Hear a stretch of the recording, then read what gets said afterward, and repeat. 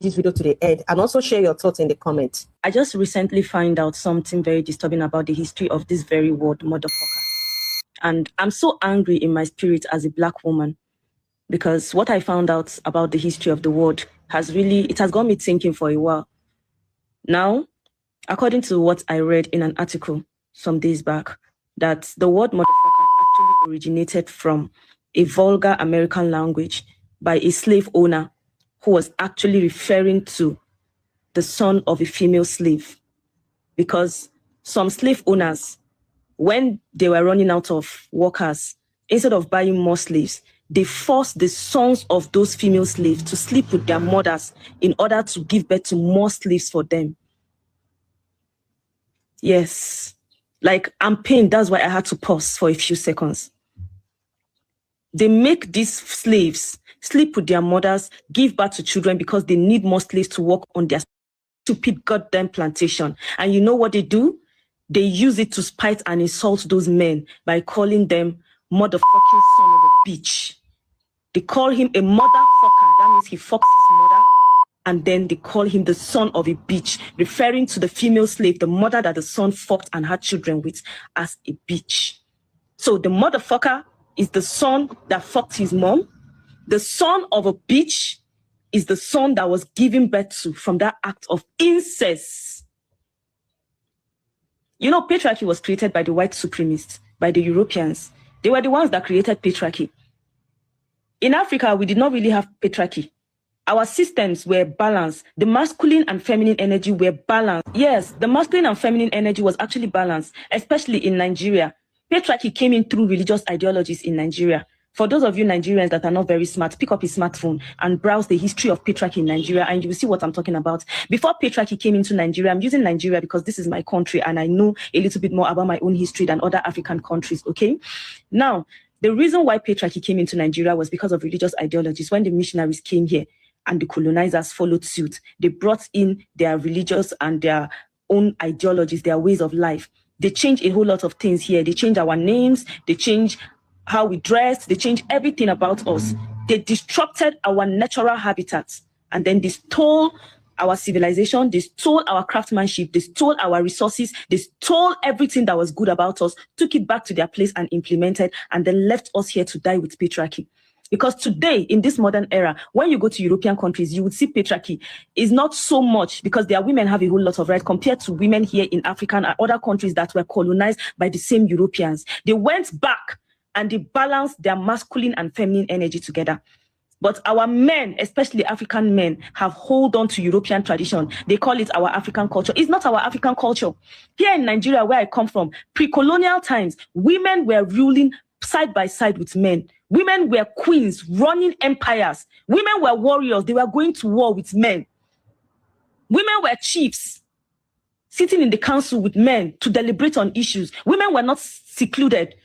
Women were healers. Women were the backbone of our African medicine. Women were herbalists. Women were healers. Women communicated with the divine feminine. They communicated with the water goddesses. A whole lot of things was going on here before these motherfuckers. They are the motherfuckers. These idiots came here and established white supremacy. They are the ones that bought patriarchy. They are the ones that destroyed Mother Earth. Everybody was living well in their habitats. These idiots stood up from wherever they are, and then they started traveling to every part of the world in the name of evangelism, in the name of missionary. They came with their useless religion that only upholds male power, male energy. Their gay religion, God the Father, God the Son, God the Holy Spirit, all the prophets in the Bible, men. They brought their gay religion here. All the angels in the Bible, men. They brought gay religion here, excluding the divine feminine, suppressing the divine feminine. And that is why we have a power imbalance that is messing us up in Africa here. And our men are the ones that are still holding on tight. When you go to their countries now, their European and their Western countries, you see that they are including their women. Their women are being included in so many things. The happiest countries in the world have more of women in their parliaments. But look at us in Africa. Our men have hold on to the slave master's religion. They've hold on to the slave master's tradition, and they are now imposing it and calling it our African tradition. No, that was not our African tradition. When the colonizers came, there are so many histories of different African queens. The one in Ghana, I think her name is Asante. Sorry if I don't pronounce it. I think Nana Asante or thereabouts, that fought band for band with them when they wanted to steal their sacred stool. There are so many other female African queens. Here in Nigeria, we had Queen Amina of Zozo, we have Queen Idia. We had so many queens that were warrior queens that fought and protected their territories. We did not have patriarchy here. We ruled according to who was best fit for the role. They brought patriarchy and messed things up here. This is why women need to wake up, especially we African and Black women. I've told you guys, you need to deconstruct religion. If you don't deconstruct religion, you are upholding the same system that has been used to enslave your ancestors. All these religions were forced upon our ancestors. Our ancestors were killed.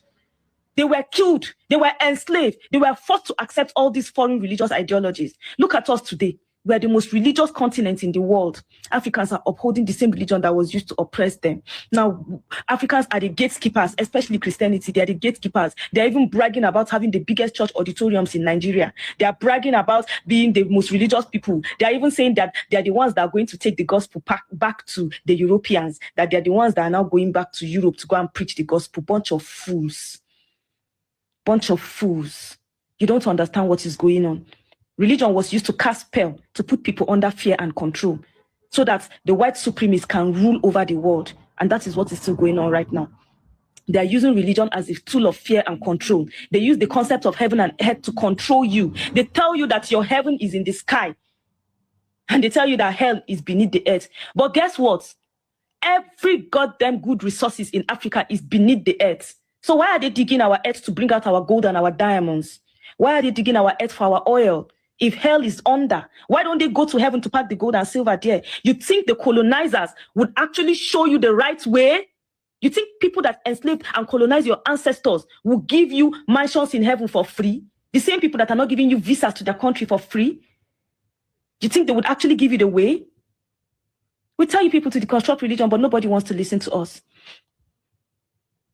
It's quite unfortunate, but we'll keep talking.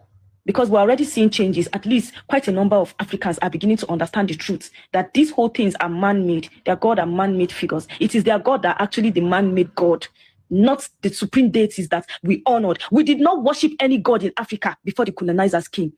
The deities that our ancestors communicated with, they honored them. And that is why they had priests that communicated with the deities about what was happening in the land. They had deities that protected their land, their territories. Those were supernatural beings. They were not worshipped. They were not God. And in the whole of Africa, we did not have any deity that was superior to the other. Each deity was well respected and honored. Here in Nigeria, you can never hear Yoruba man tell you that Oshun goddesses are more superior to Amadioha that is in Igbo land. You will never hear that. But it is only Abrahamic religions that will tell you that their God is the supreme and only God. Why? There are more than 4,000 religions in the world. Why are Abrahamic religions claiming that they are the most superior? This superiority complex comes from white supremacy. And this was the reason why they went about colonizing people, because they felt they were more superior. And when you even read their religious book, you see the way their God promises them people's land. Their God is a motherfucking thief. I don't want to get more angry. Let me just stop here. Please, I would like you to watch this video to the end.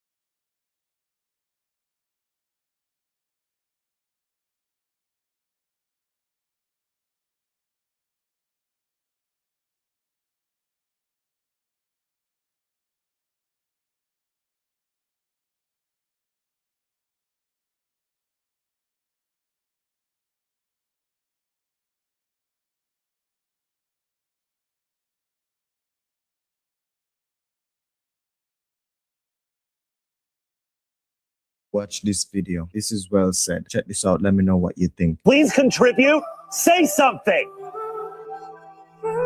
You want me to say something? Fine. I'll say something. You people. You're not a race. You are a virus. You destroy the world. Everything beautiful you poison. You drag us from our homes, you rape our daughters, murder our sons. You crack our spines and do all you can to break our will. You stab us. Then you put the knife in our hand and tell us it's our fault. And if you don't do it yourself, you stand by, close your eyes, and pretend there's nothing wrong. And then you pray to your God to silence our screams so that you can enjoy the happiness that we built for you with our blood. But it's not your fault. It's the only way you know how to be. And the only thing that will change anything is if another virus comes along and does to you what you do to us. And I hope that happens very soon. Everybody need to watch this video. This is well said. Check this out. Let me know what you think. Please contribute. Say something.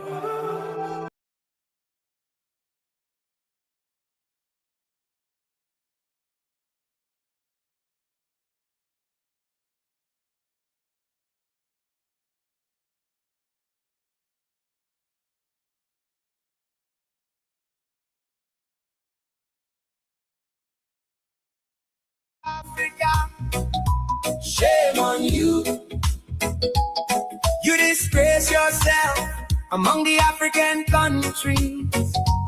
Oh, South Africa, shame on you. You disgrace yourself among the African countries. Everybody let me hear you say shame, shame, shame on you.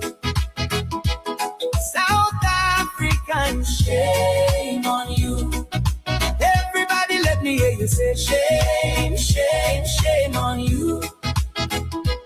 South African, shame on you. Oh, South Africa, shame on you. You disgrace yourself among the African countries. Oh, South Africa, shame on you. You disgrace yourself among the African countries. Everybody let me hear you say shame, shame, shame on you. South African, shame on you. Everybody let me hear you say shame, shame, shame on you. South African, shame on you. Oh, South Africa, shame on you. You disgrace yourself among the African countries.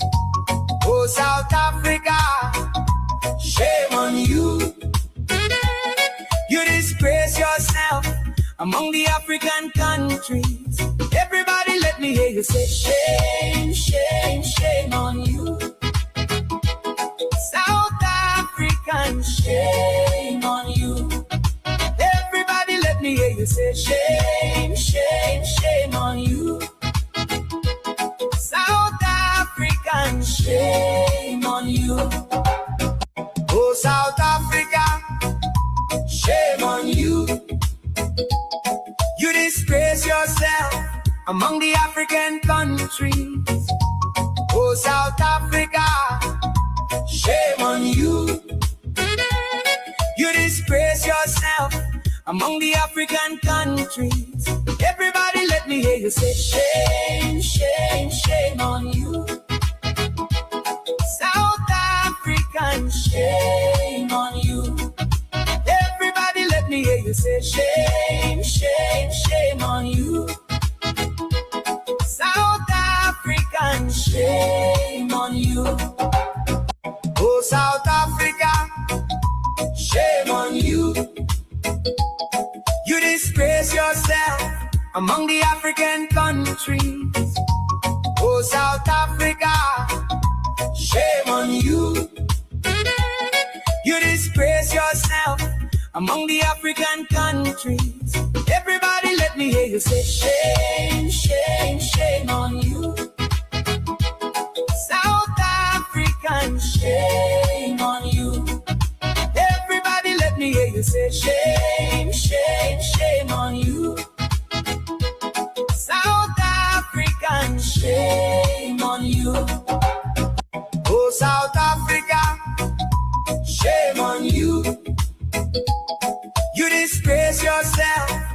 among the African countries. Oh, South Africa, shame on you. You disgrace yourself among the African countries. Everybody let me hear you say shame, shame, shame on you. South African, shame on you. Everybody let me hear you say shame, shame, shame on you. South African, shame on you. Oh, South Africa, shame on you. You disgrace yourself among the African countries. Oh, South Africa, shame on you. You disgrace yourself among the African countries. Everybody let me hear you say shame, shame, shame on you.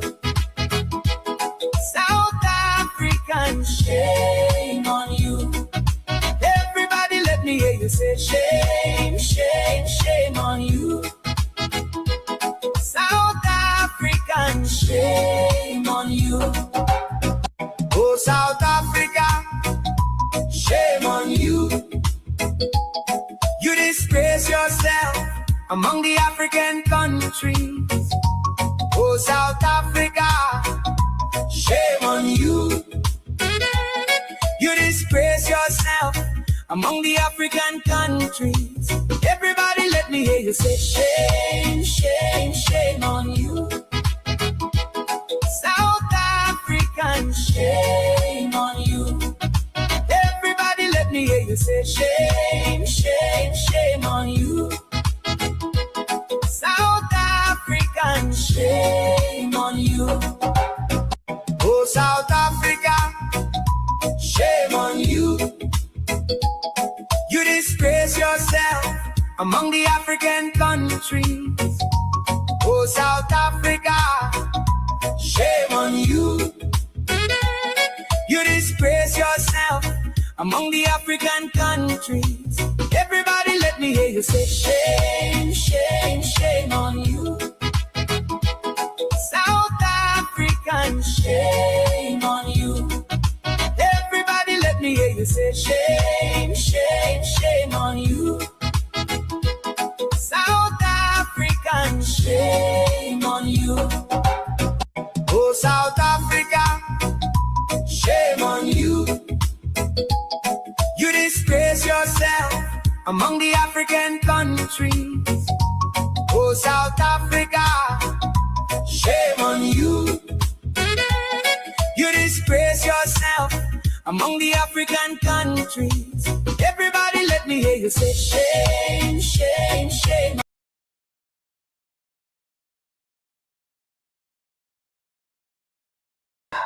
All right, everybody hear me says shame, shame on you, South Africa. You disgrace yourself among the African country. Once again, ladies and gentlemen, this is Frank. I am your host. This is the Revolutionary Repatriation Educational Lecture Series aspect of WCC every Saturday, sometime every Sunday, until we can have the Saturday show back with Kimbat and Natasha. I'm going to be presenting sometime on Sunday and sometime on Saturday. Once again, I am your host. This is Frank. So today's topic, it says the African continent. The African continent protested against South Africa, not a hate. The African continent protested against South Africa is not a hate. It was a protest. And then it says Trump, and then it says Trump was not wrong. Now, I know people are asking, well, friend, what are you talking about? Trump was not wrong. You know, this is WCC, okay? We look at things on a different perspective here on this platform. All right.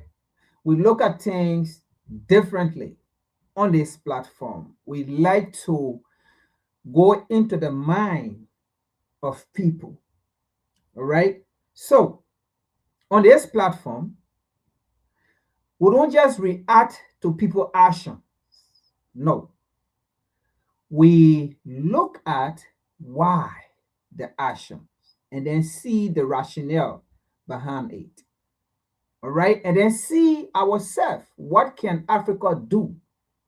Now, I did not explain the topic. I just said Trump was not wrong, right? It's a hoax. Now, you may ask, if what are you talking about? Trump was not wrong. Okay. There's a World Cup going on, right? Currently. And there was an African referee. In quote, the best African referee from Somalia. Why is he the best? He's the best because he was chosen by FIFA after a 2025 African Cup of Nations, I believe in Morocco, right? That Senegal won, right? So he was chosen by FIFA as the best African referee of the 2025. Now, he was chosen by FIFA again to come and ref the 2026 World Cup that is taking place in North America. All right. So North America, that includes the United States, that includes Canada, and that includes Mexico. So it is not just the United States of America that is hosting the World Cup. It's actually North America hosting the World Cup. It's not just the US. All right. So the United States include North America as well. Now,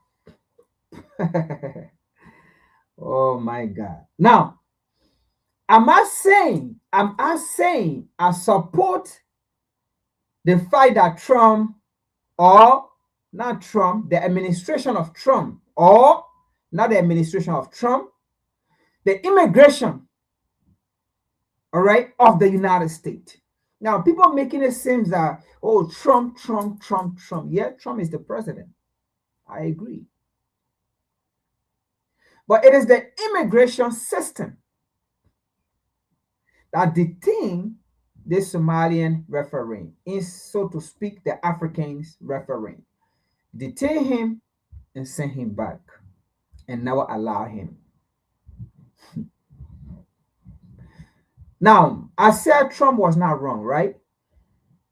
And I will give you the reason. Like I said, this platform, it is a platform that will make people to think critically. All right? We give it, we put you in a mood for you to think critically. Now, am I saying I support the idea that he was sent back? No. But on this platform, we have said it time without numbers that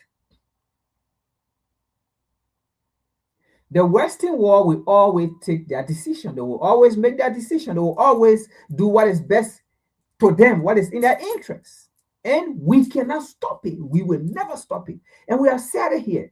Whenever these people make decisions, when do you see human right? When do you see human right when these people make decisions? When you don't see human right.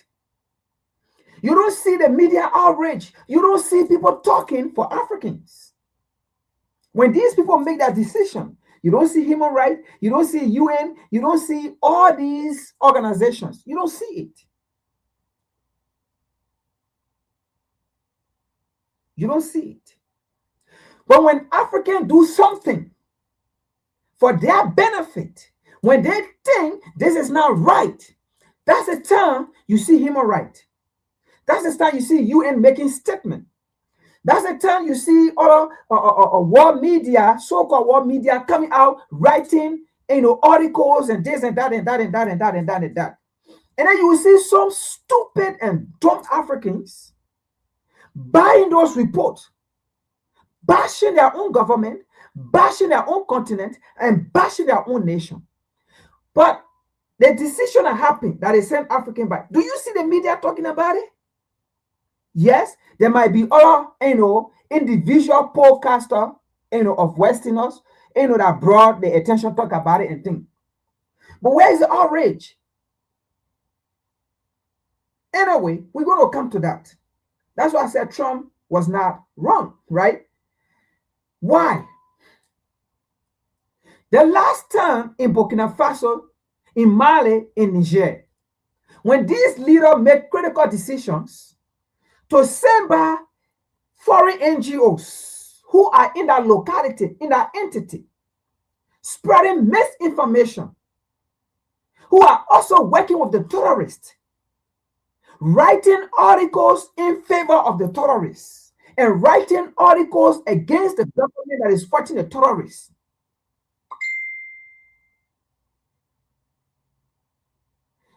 You guys listen to this. When the leader in our region decided that no, we can have the NGOs that are working with the terrorists. In fact, the NGOs giving report, even the United Nations gave reports against the government of Ibrahim Traoré.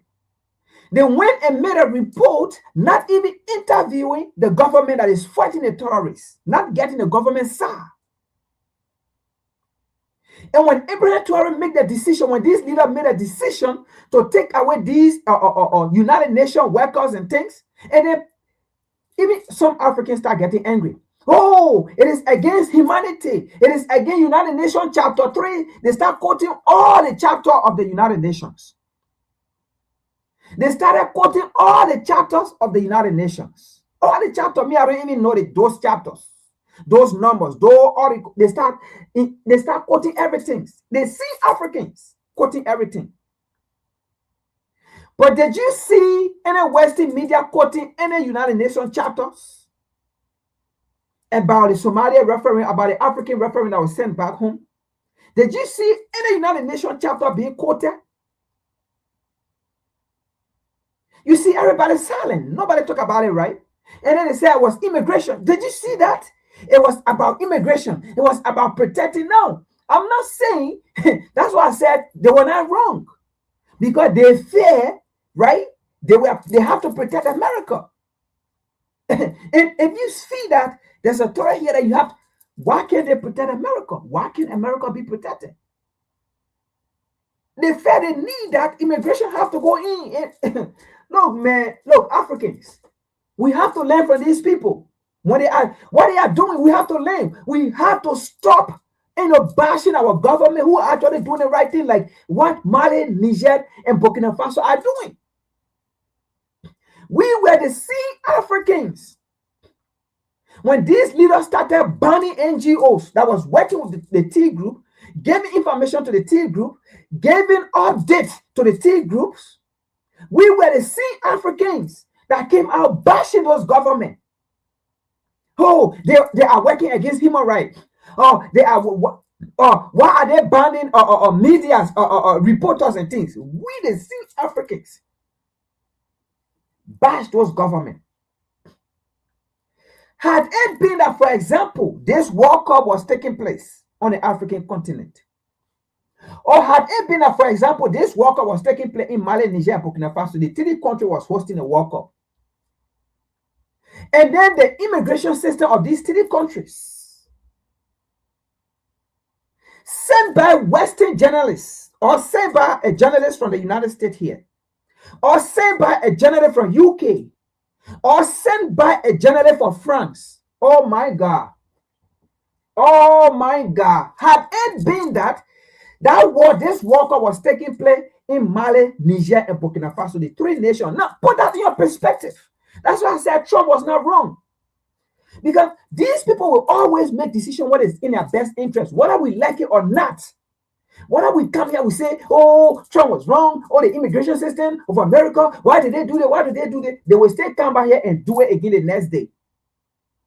So at the end of the day, if we know these people will continue to humiliate Africans, why when we do the same thing, especially This referee, this African referee, was not coming with anything illegal whatsoever. He have all his necessary document. He was not coming to stay. He was just coming to ref again. And after the World Cup, he be going back. But he was denied. So why, if Africans do the same thing, then it's wrong? And that's what Malcolm X said. Why, when a white man do it, is right? Why, when a white man do it, is right? When a white man feel that they need to do it to protect themselves, is right. But when the black men do it, the same thing the white man just did, when the black men do it, why is wrong? Malcolm X told you, see, look, and that's the reason why African, we are always put in the predicament we always in, because we fail to listen to our own people who came before us. We want to listen to other deity that does not look like us, deity that never protected us. They were never for us before they died. They were for their people that look like them before they died. Those are the people we like to mention their name, we like to call their name. But our own people, our own deity that lived before us, that left the benchmark, that left wars for us to own, for us to learn and listen to, right? We don't listen to them. Malcolm X said it. Why anything the white man do is right, but when the black man do that same particular thing, it become wrong and it become talked about. Had it been that Mali, Niger, and Burkina Faso was hosting this World Cup, and they sent a referee back from America here, or they sent a referee back from Europe or England or France, or look, it was, in fact, that World Cup, I don't think, in fact, African themselves was going to protest. African themselves was going to say, we are now going to the stadium. African was going to write article. In fact, every media was going to talk about it, that why Mali, Niger, Burkina Faso stopped a referee from America. That's a sport. That's not politics. In fact, that's what Africans themselves was going to be saying. It's a sport. It's not politics. Why Mali brought politics? Why Niger brought politics into football? Why Burkina Faso brought politics into football? That, in fact, it's Africans who are going to be saying all these things. Football is not politics. Sport is not politics. Sport is about unity. They were going to be saying it. But now it have been the other side. So is football still a unity? Is sports still unity? Are you guys understanding what's going on here? My point here is, right, these people put themselves first. Why can't we put ourselves first? Why, when some of our leaders put ourselves first, we will be the one to come and bash those people and talk about humanity? Now, this particular World Cup has exposed everything. There is no humanity. Even though we've been saying it here, there is no globalism. There is no global village. And there's no humanity. Well, is humanity, we are all one. No, it won't become we are all one if Africans people, if black people decide to distance themselves and say, you know what, enough is enough. Then that's the time you will see a lot of people coming, oh no, wow, Africans want to separate themselves. What? Because they know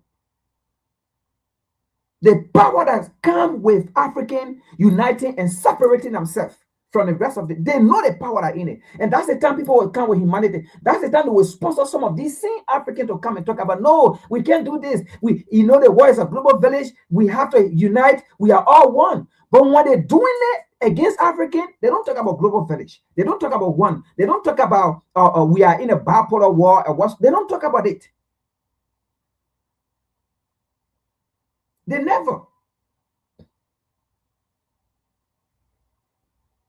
So, do you really think I'm going to come and sit down here and say, the American immigration system was wrong by sending that guy back?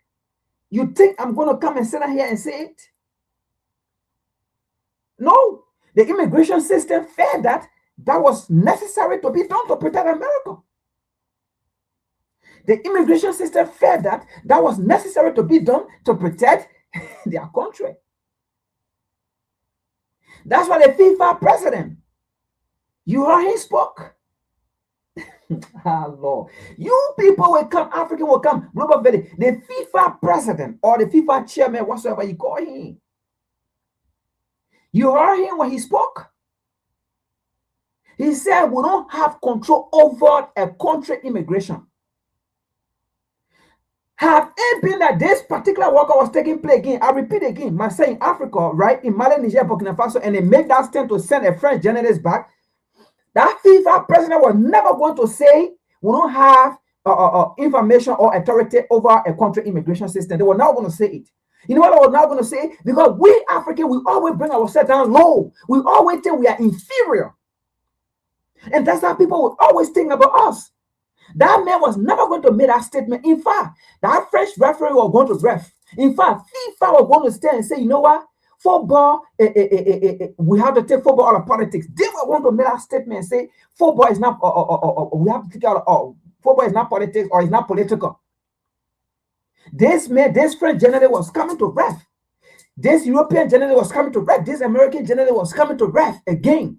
He was not coming for a politics or to take part in Mali, Niger, and Burkina Faso politics. He was coming to take part in sports. So he cannot be banned. He cannot be sent back. So immigration cannot detain immigrants. That was what I was going to say. But the FIFA president said, FIFA does not have authority over a country immigration. And now I'm not going to play it here, but you can go find it. I already play. I listen to it, but it's, I got interest in playing it here. But that's what he said. FIFA does not have an authority over a country immigration system about how a country immigration system works. Even though FIFA is hosting the World Cup in our country, but FIFA does not have authority over that country immigration system, that country constitution, that country, how they call it, laws. FIFA obeyed and honored the immigration system of that country. Listen, African, you people listen to this, because they say tomorrow Africa may be hosting the World Cup tomorrow, just like the way South Africa hosted it. Who knows? And something like that may come out. Remember these things.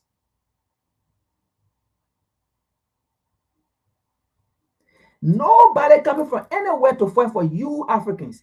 If you think some kind of human being coming from the imaginary heaven, the imaginary heaven that was created, if you think somebody coming from there to come save you, you must sit down there. Another 1,000 years will pass. Your great-great-great-great-grandchildren unborn will come by and be saying, you know, Jesus is coming. Your great-great-great-great-great-great-grandparent was saying the same thing. 1,000 years, it passed, it gone.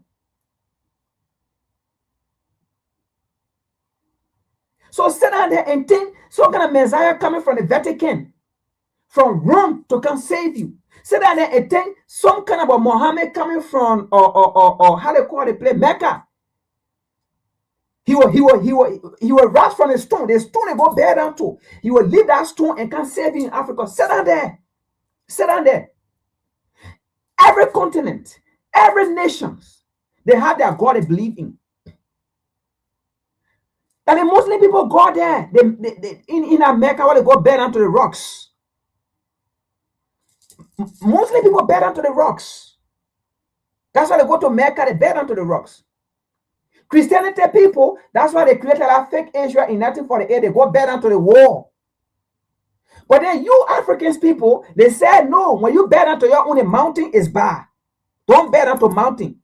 But when you look at the other gods, they worship objects.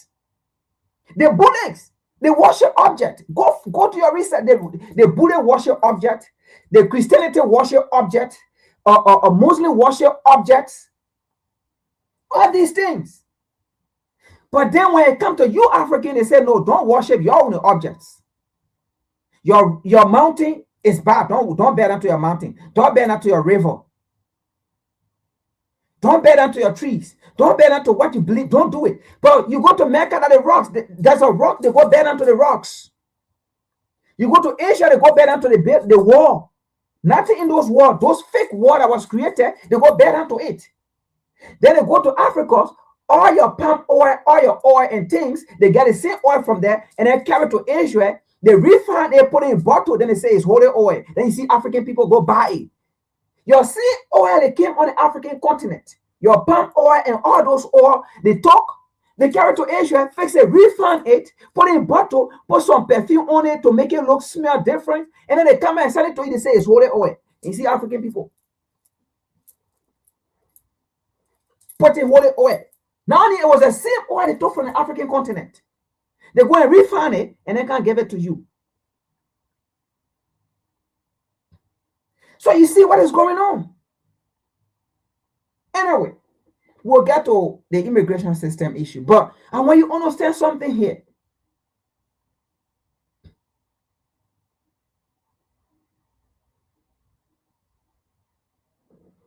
Let's go ahead. Now, let's get to South Africa. So my statement here is, because I have watched, right? I have watched other podcasts, and people don't understand what is going on here.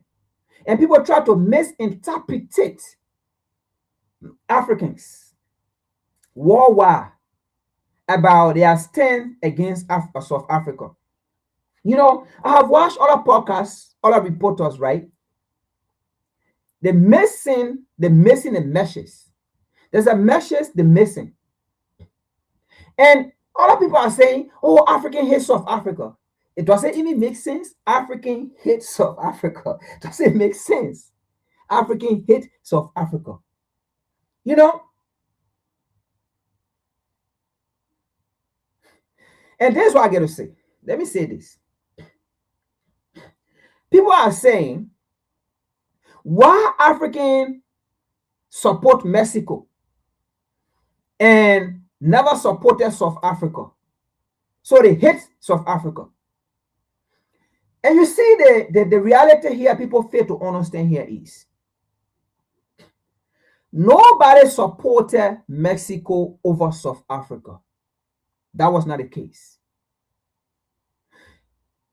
What you saw going on, or what you see going on, until whatsoever South Africa are going to stop. Any team South Africa play, African, both home and abroad, going to be against South Africa. Now, when you say hate, I South African in other countries being ill-treated. Because people need to understand, people just come on social media, oh, African hate South Africa, why are they doing this? Hate. They don't understand. I South African being humiliated in other African countries.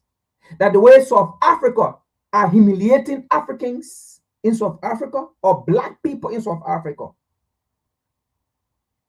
The way South Africa are running out other black African in South Africa, I South African being treated the same way in other African nations. Because we have to understand when we come on social media, African hate South Africans. No. You see, what is happening in South Africa? It's been happening over years now. If I'm not mistaken, 4, 5, 6, 7 years. It's been happening. What is xenophobia thing? South African been treating black people, only black people from other nations. South African have been treating other Africans from other nations in South Africa. South African have been killing other Africans in South Africa. South African have been treating other Africans in South Africa. South African have been looting African businesses in South Africa. It never started yesterday. You know, it's the same thing that happened October 7, when the Palestinians reacted on Israel. It was only the Palestinian people saw. When the Palestinians reacted, it was only a people saw. But since the 80s, Israel have been bombing Palestine, Gaza, treating them, unaliving them. And then it became a day where these people said, enough is enough. We had to stand up. And they reacted. Just that one day, the people reacted. And then, boom. It was what people saw. But meanwhile, since the 80s, these people been killing unaliving Palestinians, bombing Palestine, even bombing Lebanon. People didn't see it. But just that one day, when the Palestinians reacted, and then it became a war thing. So what you see going on with South Africa, that Africans are reacting. It's not hate. Africans are sending a message.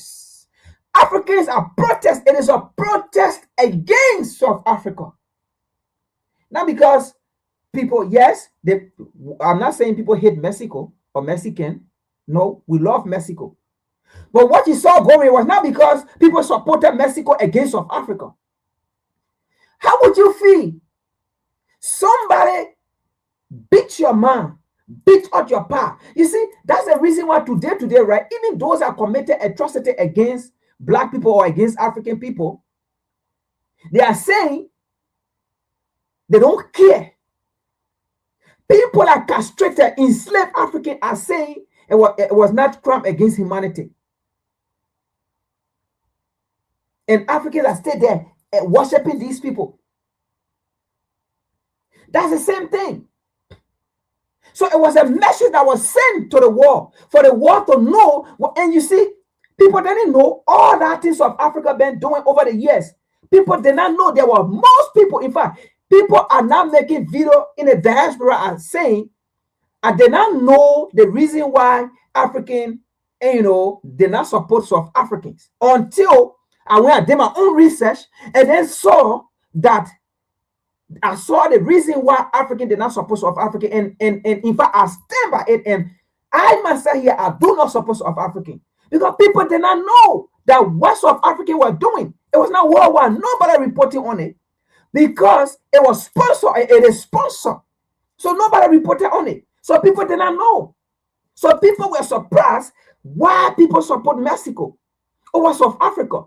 Until people went and started doing their own research, and then people came out to say, I support the reason why African did not support South Africa, because what South Africa did or they are doing is bad. So now you understand. And when you say hate, let me say this. You think for the entire African continent to not support South Africa, you think you call that hate? You know what? No, it is a message. It means South Africa have been isolated. Black South Africa. And last 2 weeks, I told you people, not last 2 weeks, but a couple of weeks ago now, I told you people it was a vision that came. Don't underestimate it. The thing that are going to happen to South Africa, what is going to happen to them?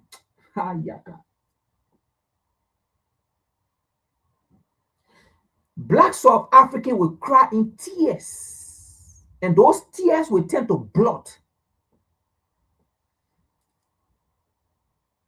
You know, South Africa, you haven't cried yet. You haven't seen nothing yet.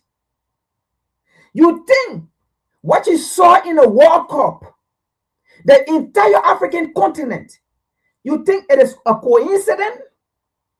If you know what we know or what we see, you better make it right with your black brother and sister that you have hurt.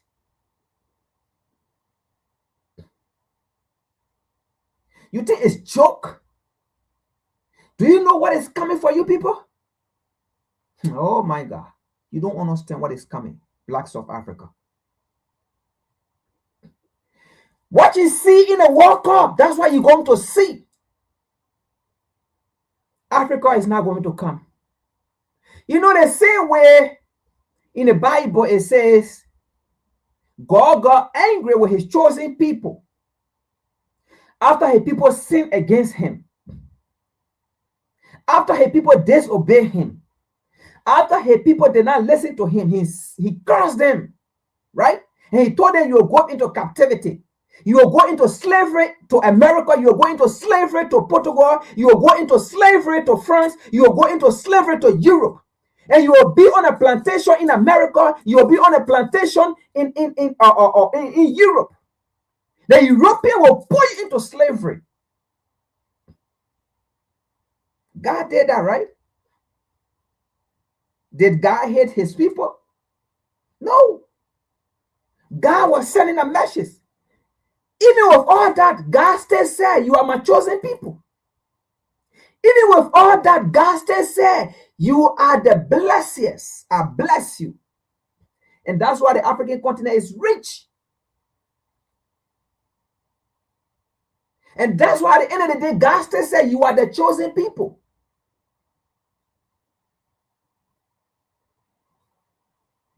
So it was not a hate, right? So you so-called Christian read these things. But you will still come by when people try to send a message, they say hate. Did God hate his people? Because God in the Bible says Israel is never hated.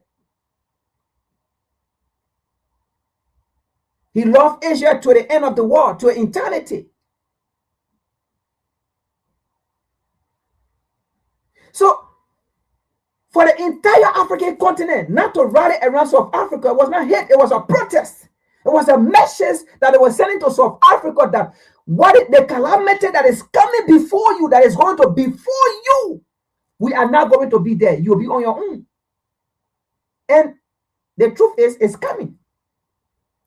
South African, black South African will cry with tears, with blood. The thing is a joke, what is coming. This war call was a message that you are on your own. This war call was a message, not a hate. It was a protest. It was a message to South Africa, to black South Africans.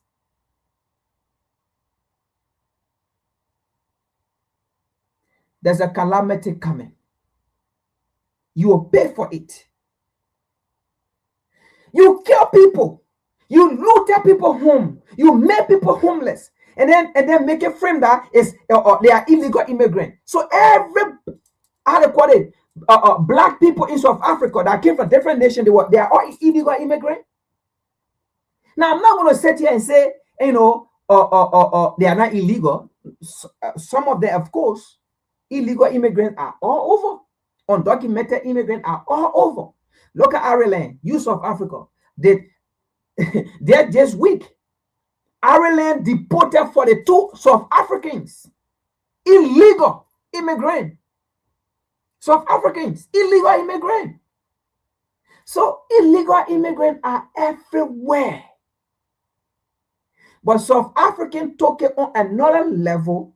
Documented immigrants as well, who have their document, who have their paper, they said they should leave the country. South Africans went to hospitals. Pregnant women put them out, closed the hospital down. People on hospital bed took them from the hospital, closed the hospital down, shut the hospital down. And then at the end of the day, then you come and say, and then I see other people making poker, Pan-Africanism is there. No, the reality here is what you saw. I mean, this was actually Pan-Africanism.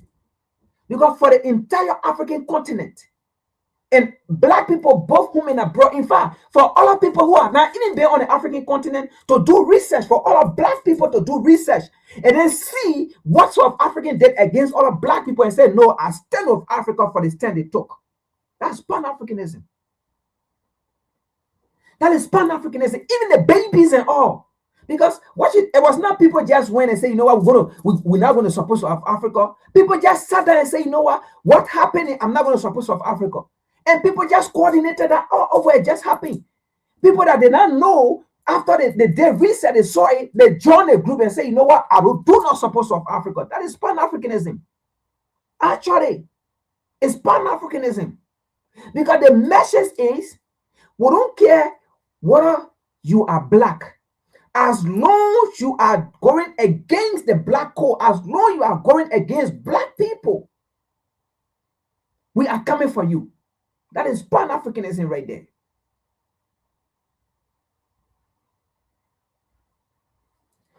So let's see something here.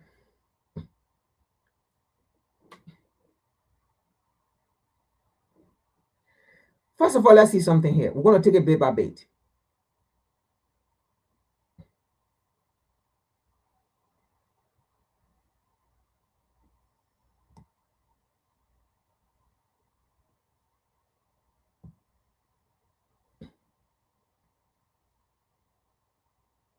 Now,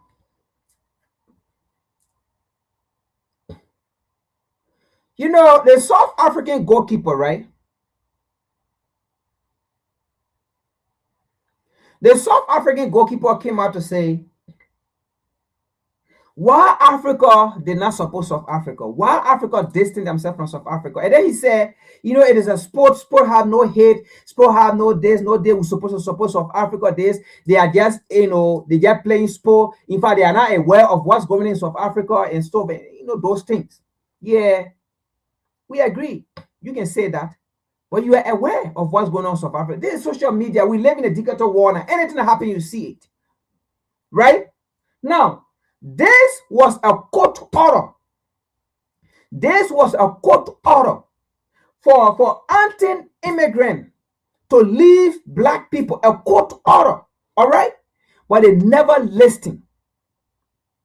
They never listened. So for people to say, oh, people hate South Africa, there's no. It was a protest, and it is still a protest going on. Nobody hates South Africa. Nobody hates another Africans. It is a protest. It is a message to South Africa, to black South Africa.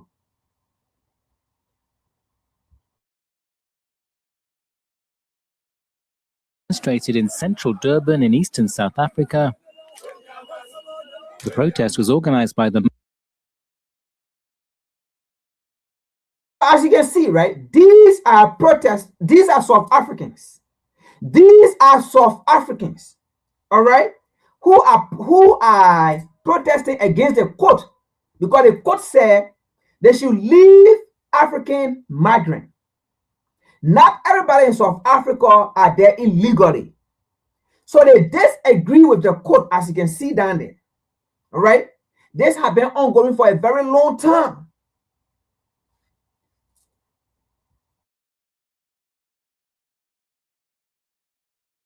March and March movement, which is angry about illegal immigration. They want undocumented migrants to be deported and stricter border controls. The march was joined by demonstrators belonging to the nationalist anti-immigration organization, Operation Dudula. We are here to demand that the police must do their job. It can't be okay as South African that in our city seems to be ruled by undocumented foreign nationals. We want to demand. All right, listen to what he said.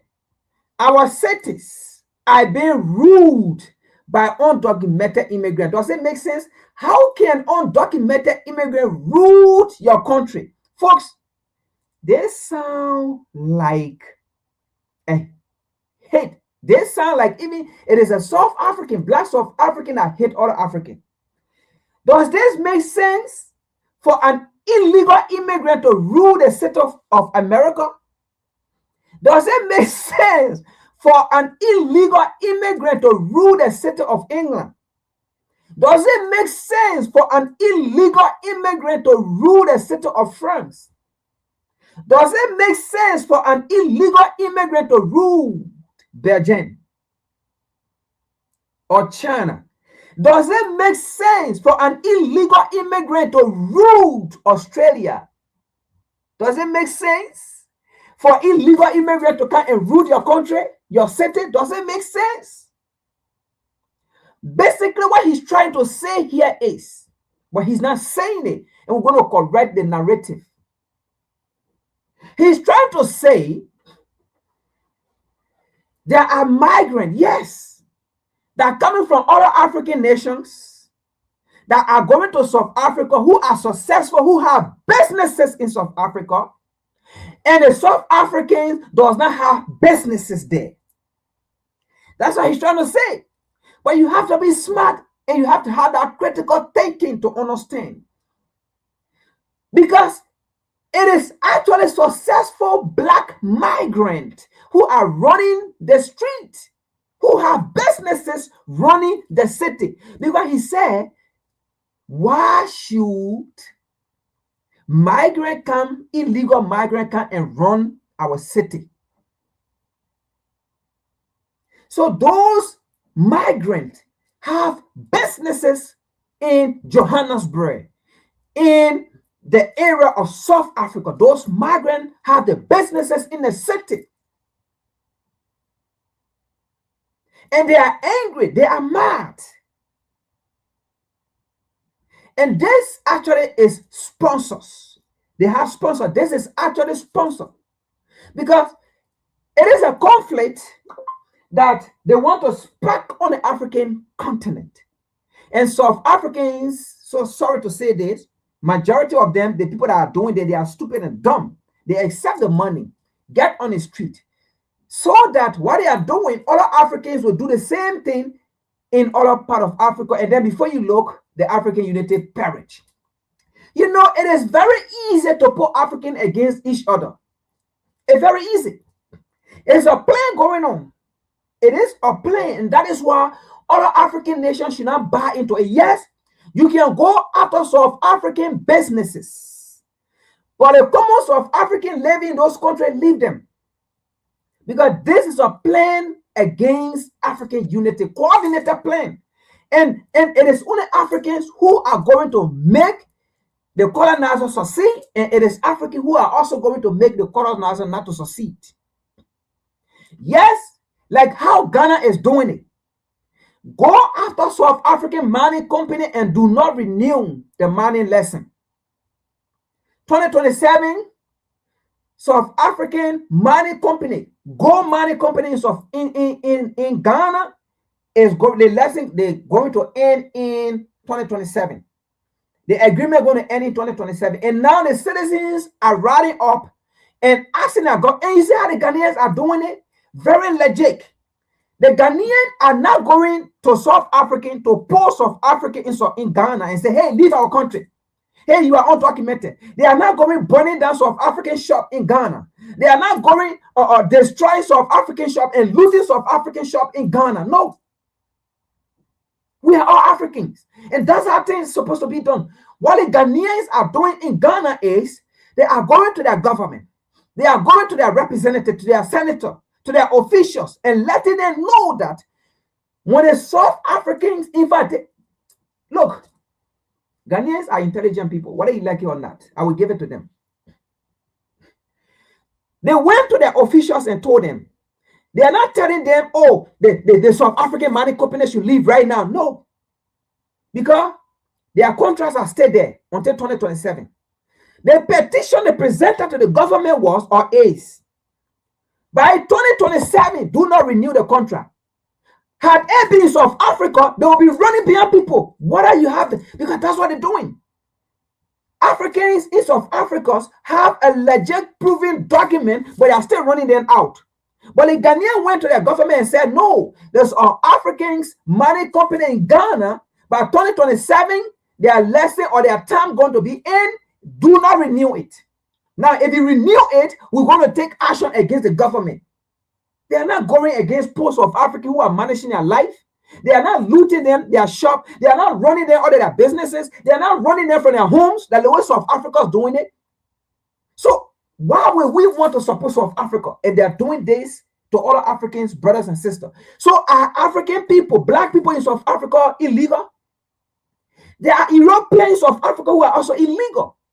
White people in South Africa, they're telling their people to come because they've been there for so long, they've been there for some time. They're telling their relatives to come, they're telling all their friends to come, and they are there. Why are you not going against these people? Why are you not going after these people?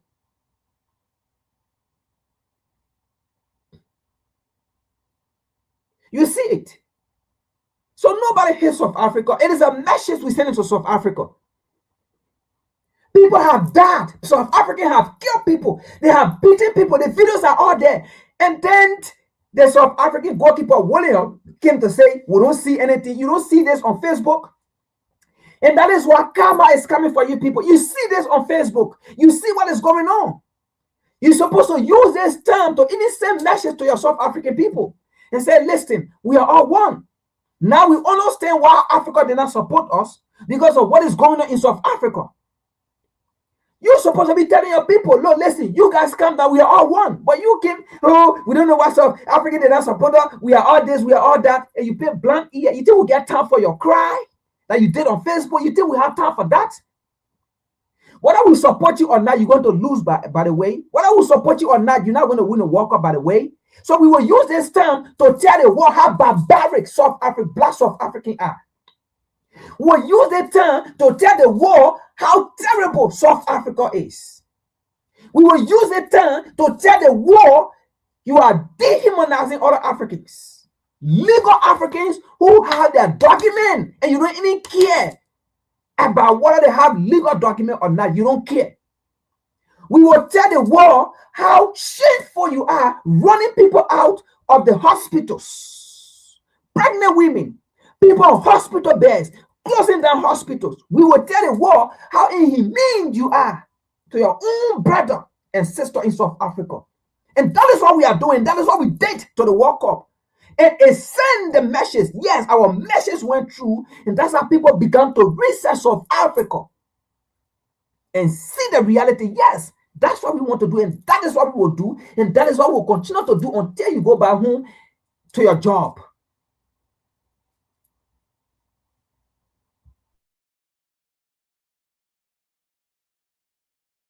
The police to make sure that they clean this building, because this area now is dirty because it's full of people who are not supposed to be here.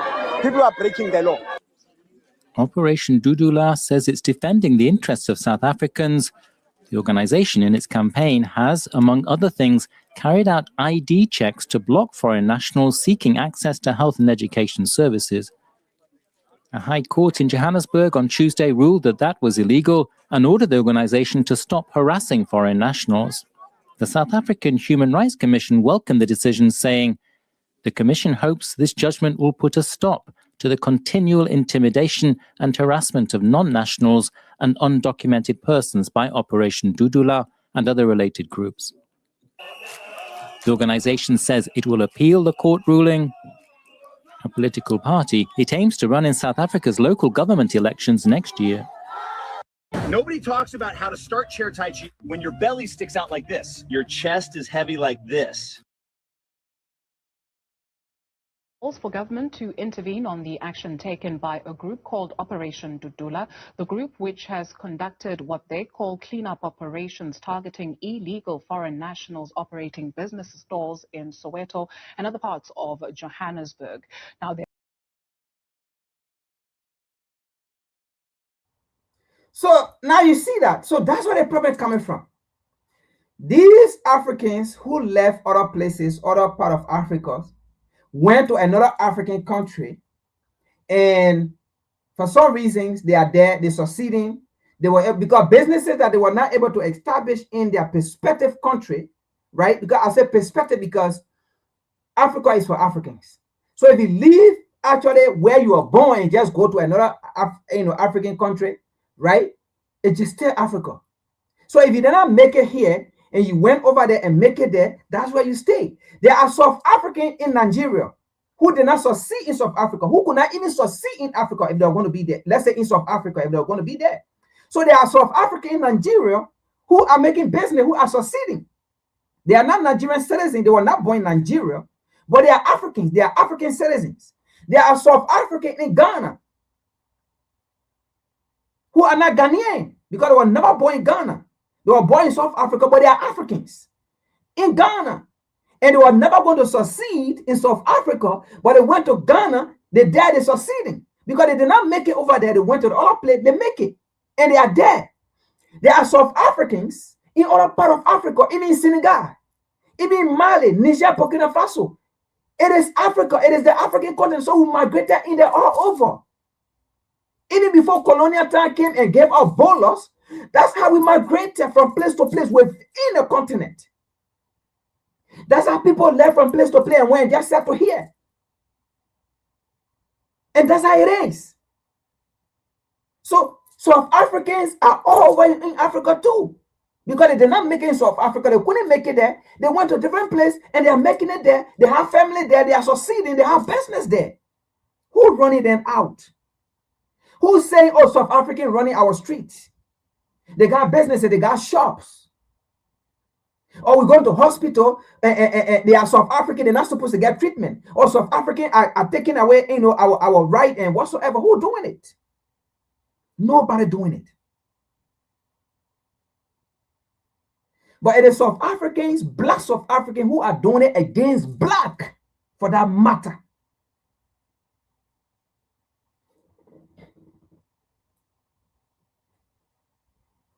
So who will do this? And then at the end, then we come back, we can't support you. Why would you do this kind of thing? Then we come by and then can't support you.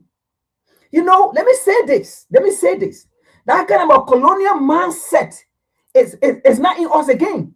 People do you wrong, and then you still go worship them.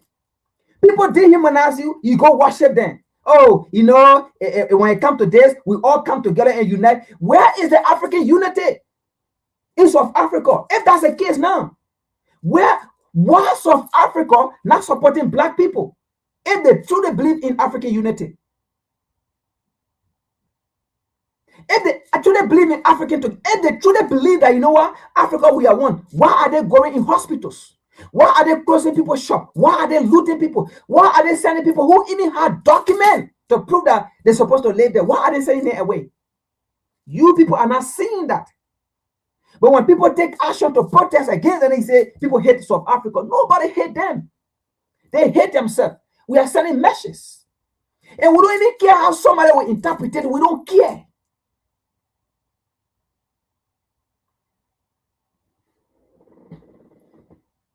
So we will not mind that and then go in other African countries and then tell South Africans start looting our businesses and then harassing them, looting their homes, sending them. That's not going to happen. Because we truly believe in Pan-Africanism, and it is Pan-Africanism that you saw the entire African continent, both home and abroad, sending message to South Africa. It's not about we want to support Mexico.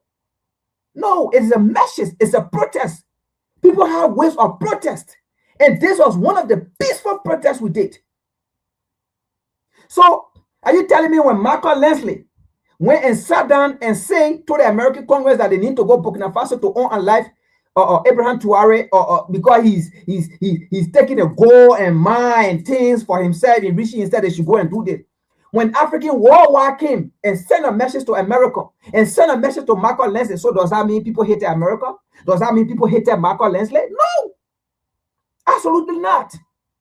We were just, it was the African continent, both women and abroad, black people were sending messages and saying, no, that is our leader. You don't touch him. You don't talk about him like that. We know what he's doing for us. He's not looting the goal for himself. He's in fact taking a goal for foreign national. He's taking a goal from foreign organizations. They are taking a uranium for France. So that was not a hate. It was a protest, and you saw worldwide black people march.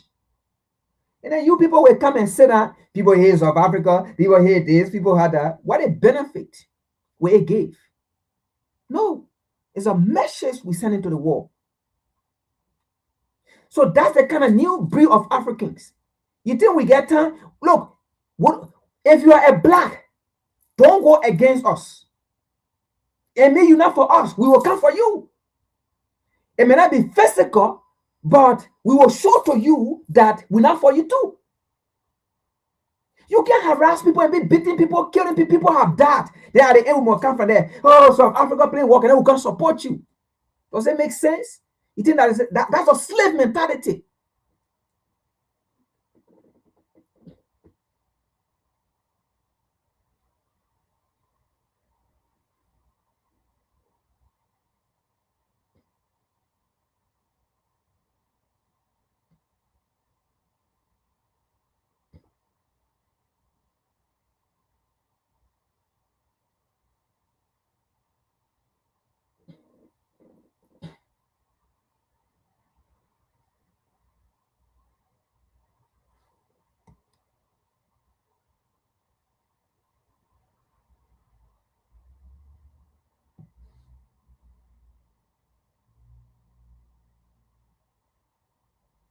To Sitini, put South Africans first, because the operation here to City.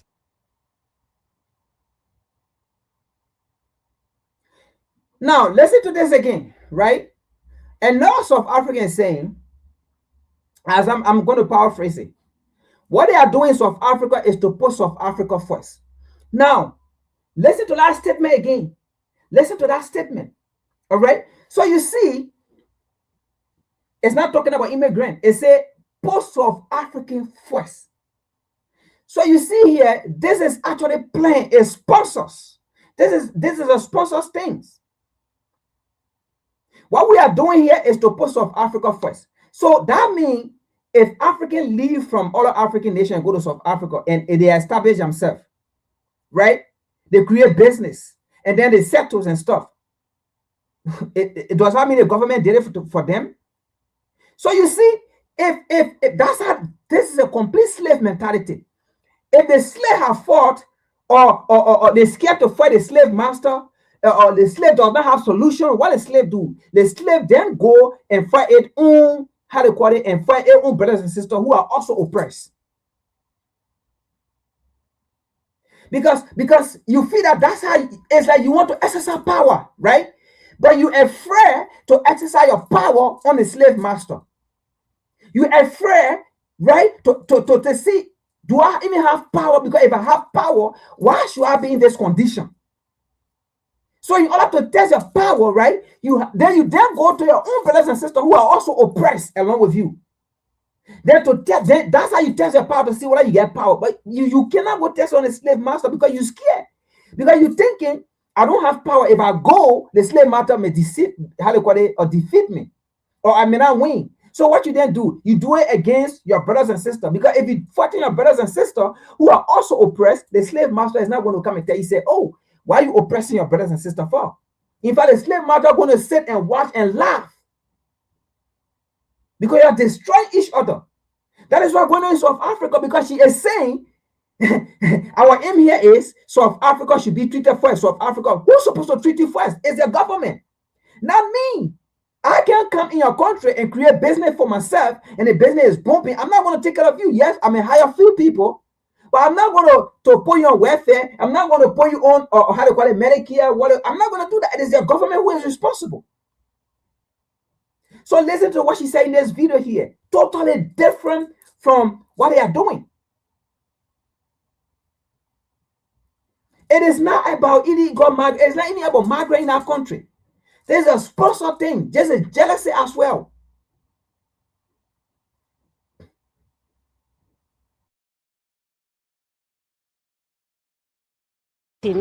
Put South Africans first. The operation yethu sithini, put South Africans first. Because inkinga isinayo, i-influx yama-foreigners is too much, any medication iyashorta, and ama-South Africans kumele ajike ngokuthini i-medication ishodile ekubeni kune-foreigner eliphambili elithole i-medication. Uma ngizojikisa owase-South Africa ngithi akayephi, because i-foreigner lisenendawo la lingabuyela khona.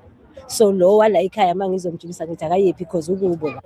Ngithatha amaphilisi lapha from 2010 xa uthatha amaphilisi. So angizange hlala lento enje. So namhlanje manje sibuya lapha sithola ukuthi ona ukuthi asavumelekile ukuthi singene and sixoxa idudula. Idudula yesingene esixoshayo. Angeke ngize ngisho ngamanesi ngoba kangena ngaphakathi ukuthi amanesi ngasho ukuthi angixoshile. Basivalela egate ukuthi singangeni. So for example, right, what's happening here? I will just paraphrase it. She is saying since 2010. So this is been going on why, right? Now, you see, look, folks, this is deep. For example, the hospital, because she said something that, oh, when we come, they can say we are not allowed. So that's a South African woman talking, right? So this is what happened, for example. As a foreign national, you're in South Africa. You have the money, right? When you establish your business is booming. Maybe you're ill or you're sick or something happened, right? And you go to the hospital, you have the money, you pay the money, and you treat yourself, you get treated. Then on the other hand, South African went in there, they don't have the money, and they tell them to leave. That's what happened here. So you see where the problem coming from as well. Do you see where the problem coming from? So now, these South Africans, instead of them blaming their government, that's what she said, the whole dudu-dollar or whatsoever is about putting South Africa first. So foreigners supposed to put you first. Any foreigner leave the country, does that mean your government going to put you first? Just because you went to a hospital and you saw a foreign national, why will a foreign national go to the hospital In fact, let me put it this way. Why would another black African, I don't even want to say foreign national, because when I say foreign national, it's like other people from Europe are also part. But that is not in this case. Why will a black Africans from another country in South Africa go to the hospital, don't have money? Now let's put it this way: illegal immigrant. Let's just put it this way, because there are whole things about illegal immigrant, because we're going to put this thing to rest. Why will an illegal immigrant don't have document, don't have money, go to the hospital in South Africa, be treated? Then a South African, born South African with South African identity, with South African ID card, voting ID card, go to the hospital, and then they tell that South African go out, and they not treat that South African. Are you guys listening? Because that is what they're making it. That's what they say here. An illegal immigrant without document, without citizenship, without voting ID card, nothing, went to the hospital, got treated, but a South Africans with South African identity, voting card, everything, went to the hospital, and they said, get out. And they didn't treat that South African. They're not treating South African, but they're treating illegal immigrant. Is that happening in South Africa? Do you even believe that? Illegal migrant without document, nothing, went to the hospital in America here, got treated. An American with American voting card, American identity, citizenship, went to the hospital, to the same hospital, and said, no, get out. You don't have the money. But an illegal migrant that does not have the money, nothing, got treated. Do you believe that? So these people think we are fools to come and sit there and listen to this thing and believe it?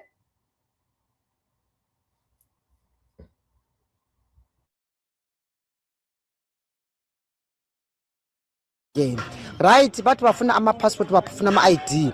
Ngikhuluma nje ngiphethe i-passport, ngiphethe i-ID. So, but as long i-ID yami.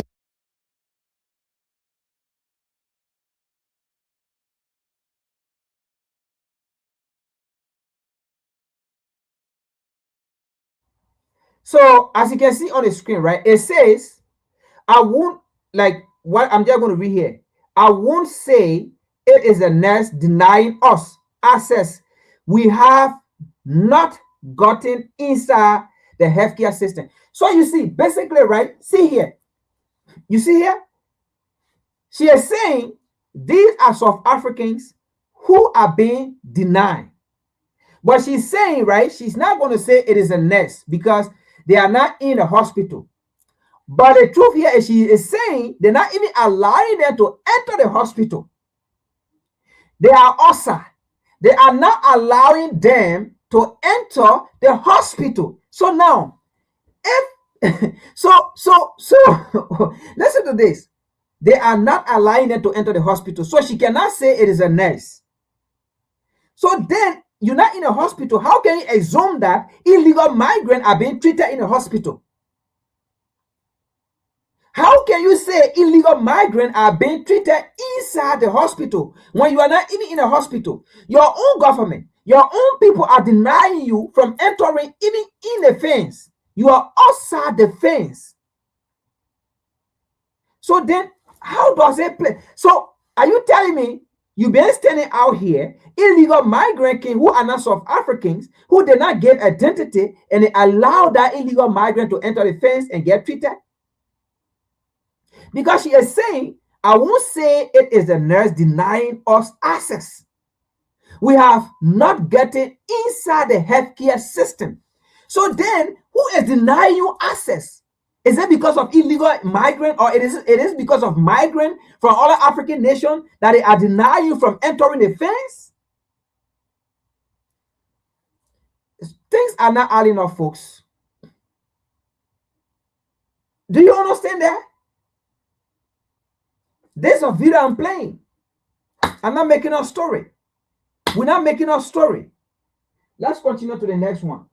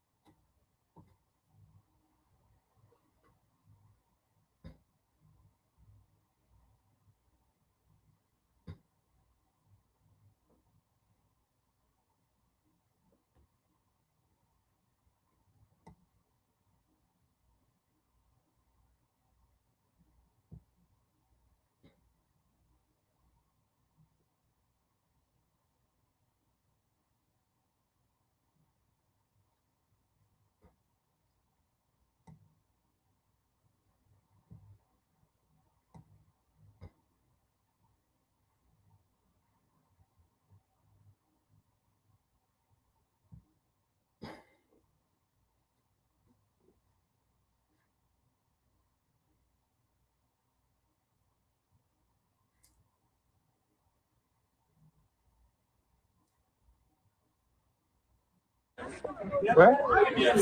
Huh? Yes. Yes. So what are you doing here? Because we've been calling for you guys to leave the country. Why are you still here? I was at school for children. No, my friend. No. Please respect what we are saying and don't try and oppose what we are doing. Don't listen to the government. Don't listen to the police. Don't listen to anyone. Just listen to us. So you heard that, right? That's the guy and the other lady, the other lady, but there are two main people, right? And that's the guy. So listen to what he's saying. Even though the courts have ruled out that these anti-migrants should stop, right? But do you see what he's telling the guy? That's a Congolese guy right there. Now, he don't even care if this guy have a proper document. He don't even care if this guy have a legal document. And he's telling this guy, do not listen to the government. Folks, this thing you're seeing here, these guys are not acting alone. These guys are not acting alone. You know, the election time is coming. 2027 is, I believe, South Africa election.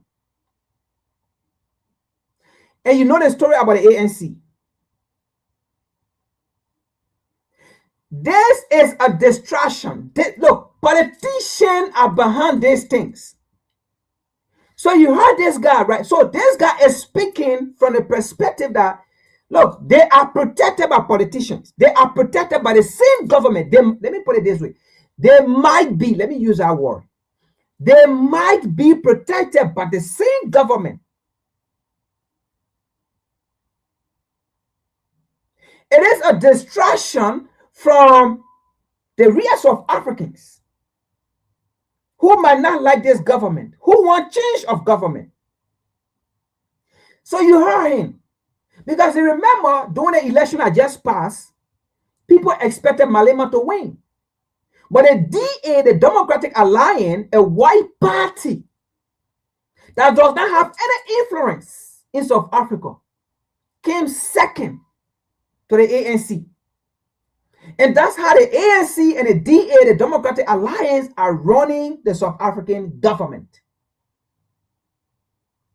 On the other hand, the EFF, Julian Malema, a proliferate organization or political party in South Africa that had the majority will of the people, maybe I would say the second biggest political party in the country after ANC, because the DA does not come anywhere. But how can the DA came second to the ANC? What you see here is deeper. So here is this guy telling this Congolese, do not even listen to the government. Even if the government tell you, you have legal document and you are allowed to stay, even if the court tell you, you are allowed to stay, do not listen to the government. Listen to us, what we are saying.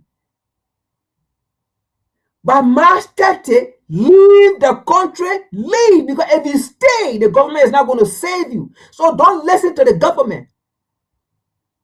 Folks, you think these things is ordinary? It's deeper. These people are acting on order. That's how I want to believe. Let me use our English.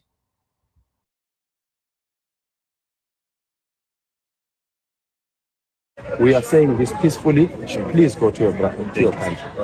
30 June is the deadline, but it's not like you must leave on the 30th of June. Yes. Don't leave on the 30th of June. Leave now, because the 30th of June, I can't control people of South Africa. All right, let's do the right thing. Respect our country, respect us. Wait. You sit down here. Yeah. What were you doing here? No, I have a business here, so I'll go to school here. So they're gonna have a trip. So now you see this guy, right? From our perspective, he may not even be illegal. He talked to this guy, he's about to leave, but he's been so arrogant, turn around back and ask the man, where are you staying?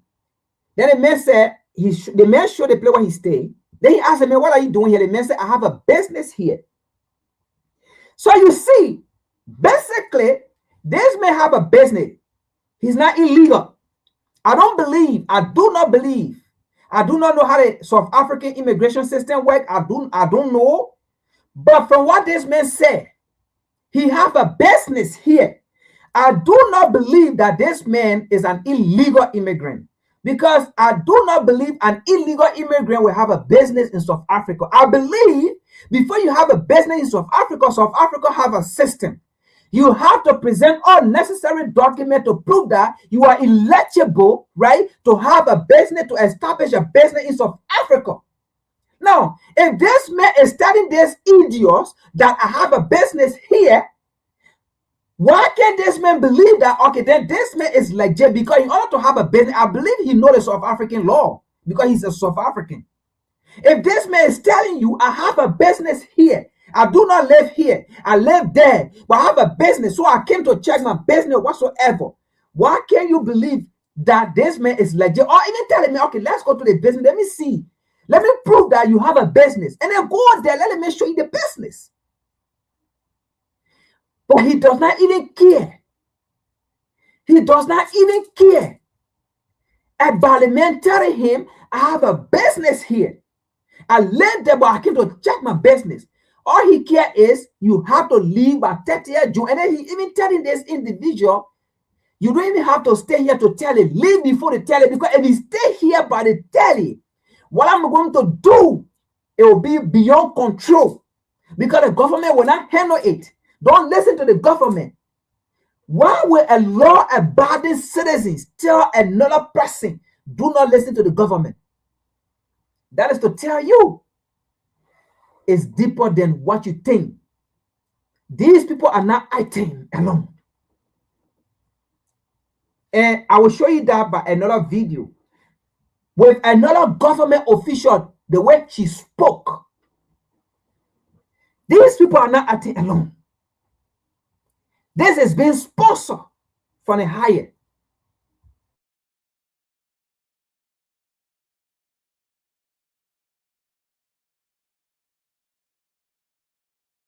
So I've got to take something first. So who's this? This is a boy, I know he's staying in Pretoria. Yeah, so why is he running away? I don't know. Why are you running away?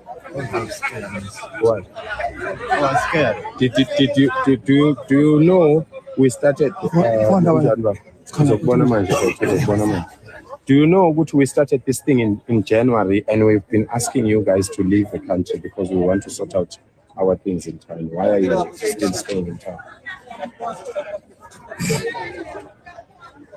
Well, because we've been begging for 6 months. We've been begging you guys to leave South Africa. Why are you still here? And then when you see us, you are running. So you are running. Where are you coming from? Uganda. So as you were running to Uganda. Where were you running to? Don't do this. No problem. The fight is not about you. Yeah. The fight is about correcting the systems and fixing our country. So now, he made a statement. The fight is not about you. The fight is about correcting the system, right, and fixing our country. Now, does correcting the system and fixing your country means that you should run out people who have legal documents? You should loot people property? You should go in hospital and close down hospital? Is that how you fix your system? Is that how you identify your system? Look, folks, do you see what is happening here? He's telling this guy, the fight is not about you. It's about correcting our system. And that's how you fix the system? By running people out who even have legal documents? And that's how you identify the system? Because these people are not running the system. These people are not the system. These people are not the system. These people are not running the system.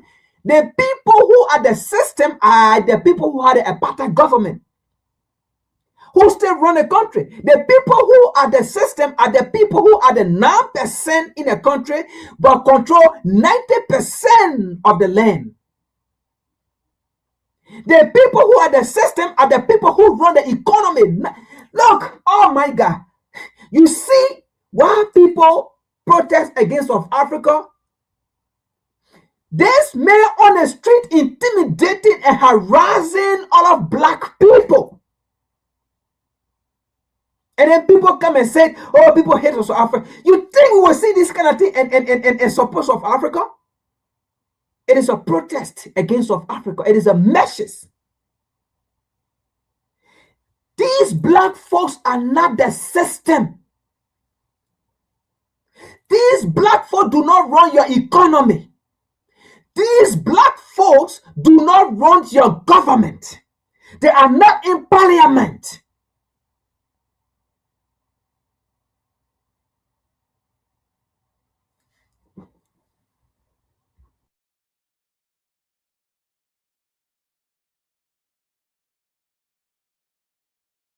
So we don't want to have a problem with you. Just please go. Yes, man. Yes. And what are you doing in town? Just cooking food. Phones. Cooking food. No, you can't leave your country to come and cook food here. It's not. So you see, he asked this man, what are you doing here? And the individual respond, I cook food, because he's there as a maid, right? Houseboy. He's there to work. He's there to cook. But this idiot is telling the man, you cannot leave your country to come to South Africa to come and cook. And you see the thing about it?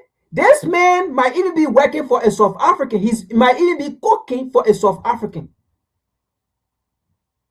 So are you telling me by facing your country is by letting this man who cook, if this somebody who cook, if this man controlling your economy?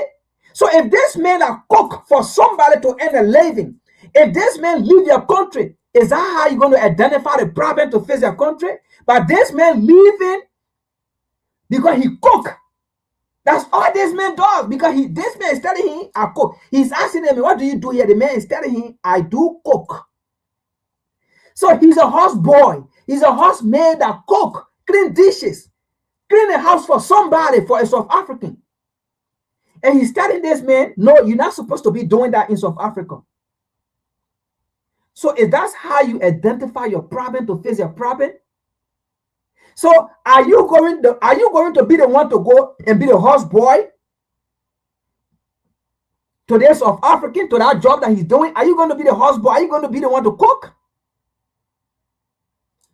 Folks, do you see what is going on here? On the street, harassing and intimidating people.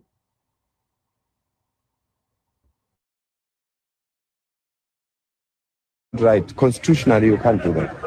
Constitution doesn't allow that. Only South Africans must cook food for people. Please. So you heard that. Constitutionally, you are not allowed to cook for South African. The Constitution does not allow foreign nationals or other black people to come to South Africa to cook for South African. The Constitution does not allow that. He said it, not me. Now, he might be saying the truth. I don't know. I do not know the Constitution of South Africa. But now, that is something that I need to go research. But folks, those of you that have gone to South Africa or that live in South Africa or that know the South African Constitution, is there in the South African Constitution that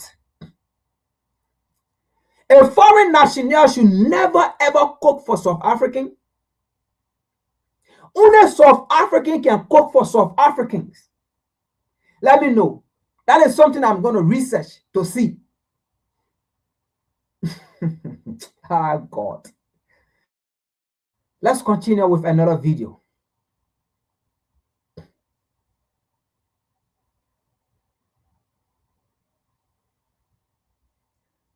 Now, let's see a video here from a sister of mine, right? The way she put it together. Because of time, I'm not going to play all the video I want to play. I'll have to skip some. But let's see something here.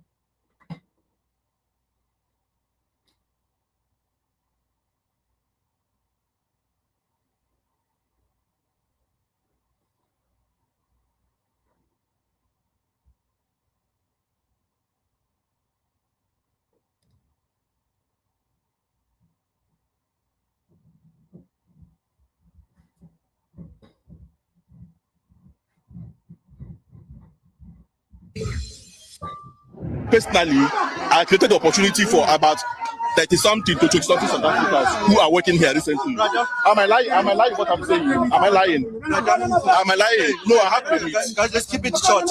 Yes. We don't want any foreigner to run any business here, including you.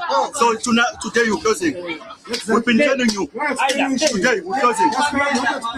Closing. Okay, I have about 20 South Africans working inside here. What about them? No. The matter of fact, who are running the place? South African must run the place, not you. Not you. But I have the document. I have the right document. We don't care. Okay, guys. My people, that's a Nigerian businessman in South Africa. He owns a small shop that employs over 20 South Africans. And in the clip that you just watched, he's confronted by anti-migrant activists demanding that he shut down his business and leave the country immediately. And what happened next? The way he responded? Well, you're just going to have to watch for yourself, because it may be one of the most revealing moments that we've seen since this crisis began.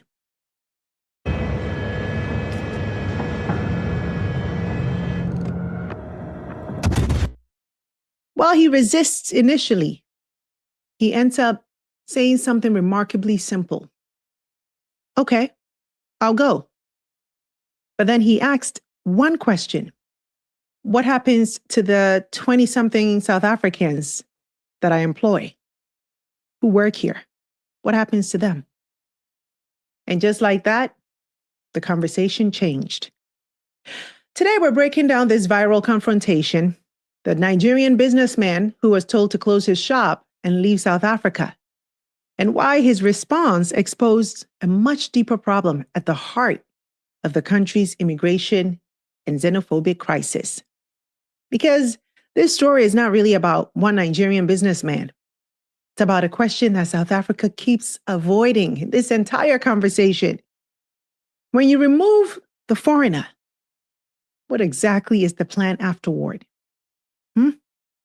What's the plan? Let's break it down.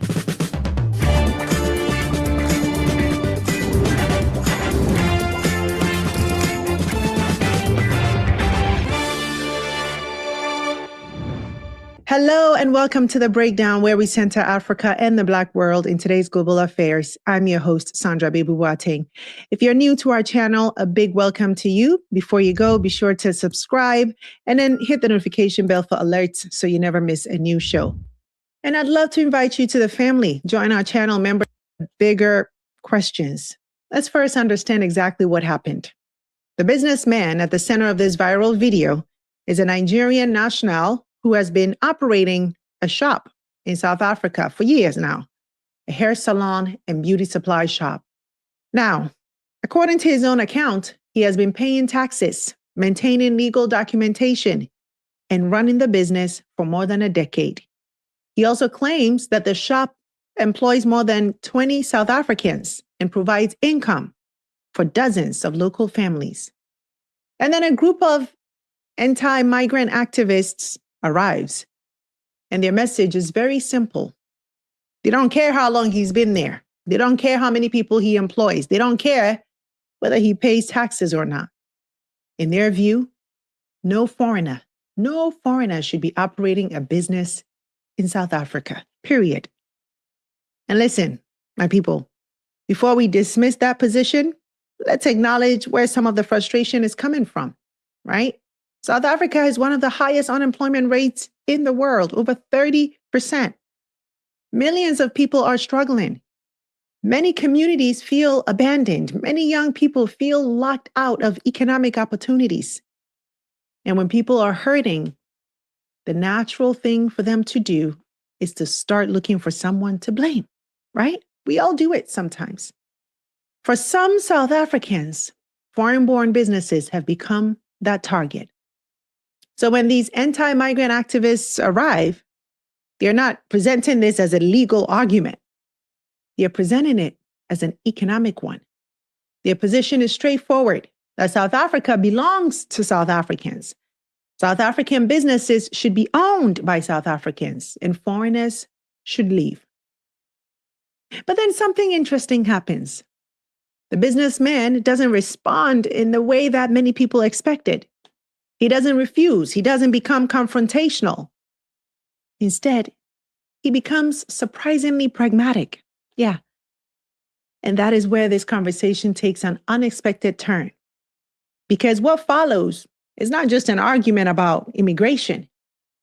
It's an argument about jobs. It's an argument about ownership. It's an argument about who creates opportunity and who gets to benefit from it. And so I want us to watch this confrontation or exchange, whatever you call it, in full. And then we're going to break it down piece by piece. Because buried inside this 5-minute video are some uncomfortable questions about South Africa's economy, immigration debate, and the future of the continent itself. Let's roll the tape. What I was trying to say, some of you are from here in Jerusalem. You know when the Chinese was running this shop. It was when the Chinese was running this shop, the Chinese have one worker or two workers. But since I started running this shop, I created an opportunity for about 20-something South Africans who are working here recently.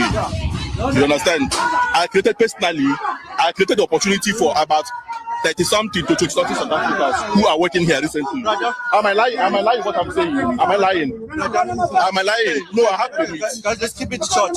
Yes. We don't want any foreigner to run any business here, including you. So today you're closing. We've been telling you. Today we're closing. Okay, I have about 20 South Africans working inside here. What about them? No. The matter of fact, who are running the place? South African must run the place, not you. Not you. But I have the document. I have the right to. We don't care. Now, my people, let's pause right here because the first thing that the businessman does is something very deliberate. Notice that he doesn't start by talking about his rights. He doesn't start by talking about xenophobia. He doesn't even start by defending himself. Instead, he starts talking about jobs. He says that before he took over the business, the shop was owned by a Chinese businessman. Yeah. And according to him, when the previous owner was running it, there were only 1 or 2 employees. But after he took over, that number grew to more than 20 South Africans. Now, whether the exact number is 23, 25, or 30 isn't really the point here. The point is the argument that he's making. He's essentially saying, I didn't take opportunity out of this community. I brought opportunity into it. And there's something else here that I don't want us to miss, right? Because the moment he mentions that the business was previously owned by a Chinese national, an uncomfortable question emerges. If you've been following this debate closely, you notice that the anger is almost always directed at other Africans, Black migrants. Yet, South Africa has business owners and investors from all over the world. Chinese-owned businesses exist. Indian businesses exist. European-owned businesses exist. American-owned businesses exist. But these anti-migrant demonstrations and attacks are almost always directed at African migrants. We finally moved from California to Pennsylvania, and it was the best decision we ever made, except for one thing. And I'll get to that part in a second because it almost ruined everything. Wow. But first, we left Los Angeles last August, and the change. That's all we see. And that raises an uncomfortable question. If the issue is foreign ownership, then why is the conversation so often focused on African foreigners? Because if the standard is that foreigners should not own businesses, then surely that standard should apply equally to everyone, right? Every foreigner.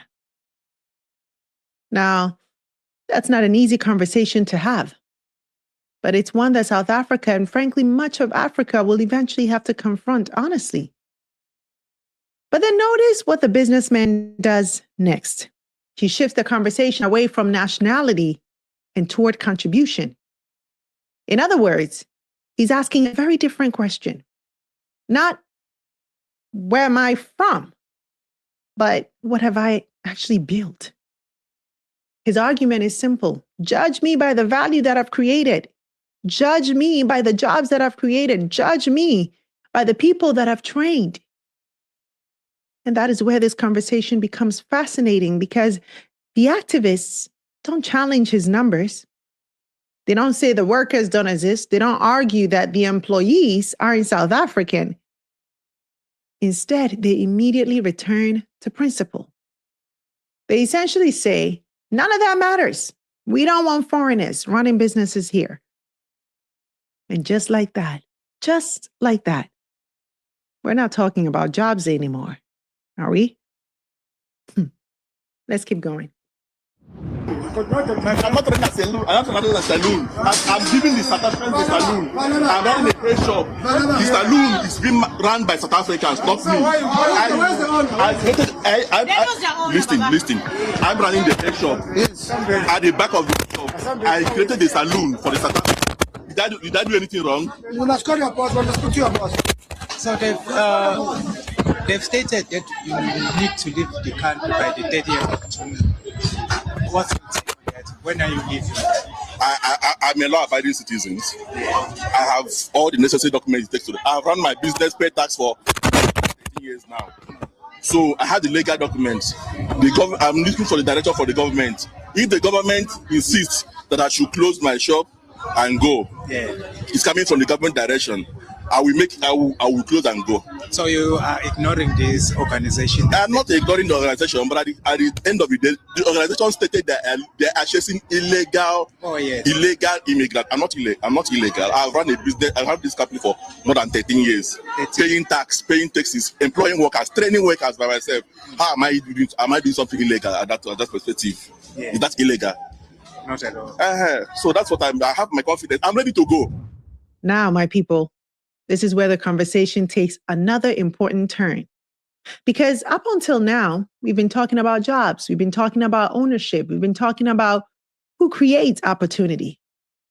But now the discussion shifts to something even more fundamental: the rule of law. Listen carefully to what the businessman says. He says, I've been paying taxes for 18 years. I have all the necessary documents. If the government tells me to close and leave, then I'll leave. Now, whether you agree with him or not, that's a very important distinction. Because notice what he is not saying, right? He's not saying I don't have to obey South African law. He's not saying I am entitled to stay no matter what. In fact, he says the exact opposite. He says, well, if the government determines that I should leave, then I will leave. What he is challenging is something else entirely. He's challenging the idea that a private organization can simply walk into a business and decide who stays and who goes.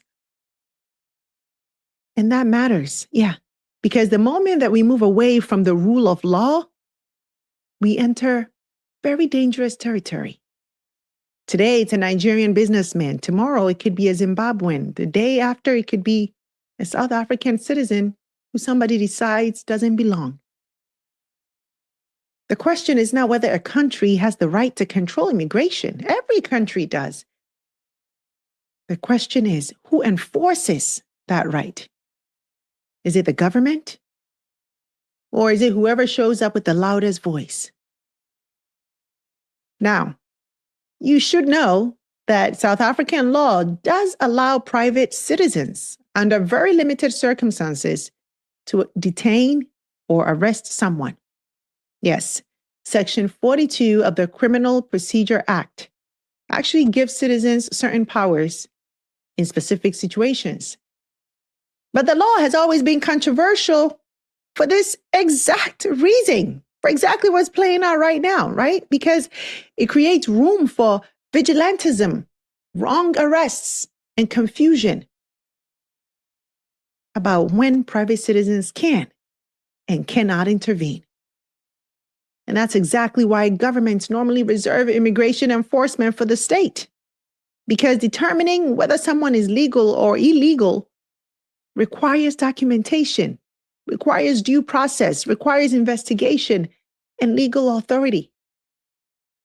And this is where the businessman makes what may be the strongest argument in the entire exchange. He says, your organization, says it is targeting illegal immigrants. I am not illegal. I'm 52 years old. Last month, I caught my wife crying in the bathroom because I couldn't get hard in bed. She wouldn't even look at me anymore. We're basically roommates. So I tried everything. I think about that. Because if the stated objective is to remove undocumented migrants, and someone presents legal documentation, has paid taxes for nearly 2 decades, operates openly, employs South Africans, and has been known in the community for years, then the conversation immediately changes. We're no longer discussing illegal immigration. We're discussing something else. Because if legality is no longer the standard, then what is? Nationality, place of birth, identity? And that distinction matters a lot. Let's keep going. What I'm telling them, I'm ready to go close. Even today, what I'm begging you guys is, get me a South African who is capable to manage this shop. I have 30-something workers here, South Africans, who, if you close this shop, they will be displaced. I want to make sure that while I'm going, they're in good hands. You give me money for my socks and everything, I will leave the shop for you. I'm even tired of all this harassment there and there. Everyone is tired. So I'm not arguing to go. My own problem is that I have trained workers over the years, for more than 13 years. It's a hard work to train good workers. They are here, a number of them. If I close and go, what about their fate? I told them several times, can you manage the shop? They said, no, the rent is expensive. Okay, calm down for me. I'm not going. I'm not leaving you guys behind. As long as I get somebody who is capable to manage this shop, a South African, I will go. I'm ready to go. In short.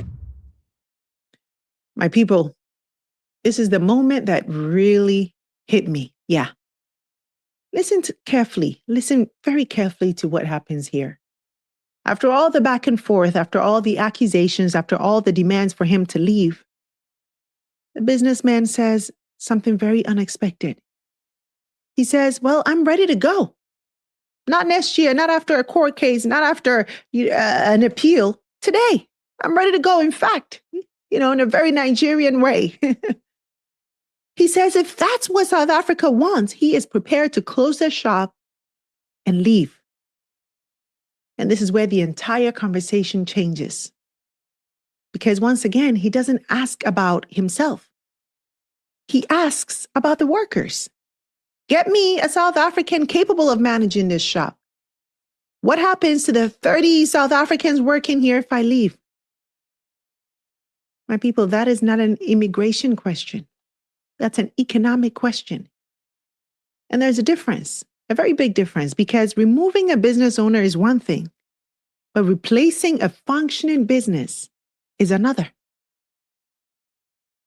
Notice what he's saying. He's not simply talking about a building. He's talking about something else. He's talking about knowledge. He's talking about relationships. He's talking about experience. He's talking about a business that has been operating for more than a decade. He's talking about workers that he says he has personally trained over many years. Knowledge. And whether you agree with him or not, he's forcing everyone in that conversation to confront a reality that often gets ignored. Businesses do not run themselves. Jobs do not magically sustain themselves. Someone has to manage inventory, right? Someone has to negotiate with suppliers. Someone has to pay rent. Someone has to make payroll. Someone has to absorb the risk when business is slow. And that's why I think one of the most revealing lines in the entire exchange is when he says, I asked some of them if they wanted to take over. I asked some of my workers if they wanted to take over. And they said the rent was too expensive. Think about that. Because for years, much of this debate has been framed around jobs and ownership, right? Who owns the business? Who controls the business? But ownership comes with responsibility. Ownership comes with risk. Ownership comes with costs. And what this businessman is essentially saying is, if you want me to leave, fine, but show me the plan. Who takes over tomorrow morning? Who keeps these workers employed next month so they can feed their families? Who pays the landlord? Who keeps the lights on? Who? Show me the plan. Let's keep going. You understand, boss? So what I'm saying is that you as a president can assignment, get me somebody who's capable. No. To manage the shop. Let me explain something to you. All right, then. Okay. What we say, we don't want any foreigner to run any business. So if you close now, it's none of your business whether this shop is opening or not. It's none of your business. What about those South Africans who are working here? We don't care. Who has the right? It's not your concern. It's not when you see no. It's not his concern. Who is he? Who is he? It's not your concern, brother. So you are like a criminal here. We are not allowed to run any shop in South Africa. We are the criminal. Yeah. So we want all these people to live here and close. Now, we've been telling you. We finally moved from California to Pennsylvania, and it was the best decision we ever made, except for one thing. And I'll get to that part in a second because it almost ruined everything. Wow. But first, we left Los Angeles last August, and the change was immediate. Now, my people, this is the moment where the masks come off. Because after the businessman spent several minutes talking about the workers, the jobs, the business, and what happens next, listen carefully to the response. The activist says, well, if you close now, it's none of your business whether this shop opens or not. None of your business. Think about that. Think about that statement. Because up until this point, there was at least an economic argument taking place. The businessman was talking about workers. He was talking about jobs. He's talking about livelihoods. But now we're hearing something entirely different. The response is essentially, we don't care what happens afterward. And my people, that is a very revealing moment. Because it tells us that this is no longer really about employment. It's no longer really about economic empowerment. It's no longer about whether the business is helping South Africans. The objective is simply removal. The foreigner must go. What happens afterward is somebody else's problem. And that, in many ways, is the central contradiction at the heart of this entire movement and what we're seeing in South Africa. Because if the goal is to help South Africans, then surely what happens to South Africans afterwards should matter, shouldn't it? If 30 people lose their jobs tomorrow, shouldn't that matter? If a business closes, shouldn't that matter? If families lose income, shouldn't that matter? Why would we want more unemployment? The math just doesn't add up. It does not. But then I want you to notice how quickly those questions are dismissed, right? That's not your concern. That's none of your business. And this is where I think the conversation becomes uncomfortable because throughout history, societies have often been very good at pointing the finger, identifying who they believe is causing a problem. But much harder has been answering the next question. What is the solution? And those are not the same thing. Removing a business owner is an action, but creating sustainable opportunities is a strategy. And one does not automatically produce the other. But then the conversation takes an even more revealing turn. The activist says, we don't want any foreigners running businesses. Not illegal foreigners, not undocumented foreigners. Foreigners, period. And that distinction matters, yes, because remember where this conversation started, right? It started with claims about illegal immigrants. It started with concerns about documentation. It started with concerns about law enforcement. But by this point, we're seeing that legality no longer seems to matter. That's no longer the problem. The businessman says he has documents. He says he pays taxes. He says he has operated for years. But none of that changes the response. The response remains the same. We don't want foreigners running businesses. And once you arrive at that position, my people, we have moved into a completely different debate. We're no longer discussing immigration policy. We're discussing whether someone's nationality alone should disqualify them from participating in an economy. And whether you agree or disagree with that position, let's at least be honest about what is being argued. Because clarity matters. And what this exchange reveals is that this conversation was never just about documents. It was never just about legality. It was about identity. And those are very different things. Yeah. And so, my people, where do we go from here? Where do we go from here? Well, for me, this video exposed one thing. It exposed that this was never really about Nigeria or Ghana or foreigners, operating in the country. It was never about one shop or the businesses that they're opening. And it was never really about one community or neighborhood in South Africa. This conversation is about a question that countries all over the world, yes, are wrestling with right now. When people are hurting, when unemployment is high, when opportunity feels scarce, who do we blame? Who do we blame? And more importantly, what do we build? Because history has taught us something that is often uncomfortable to admit. Removing people is easy, but building prosperity is hard. Expelling people is easy, but creating jobs is hard. Finding someone to blame is easy, but fixing the underlying problem is hard.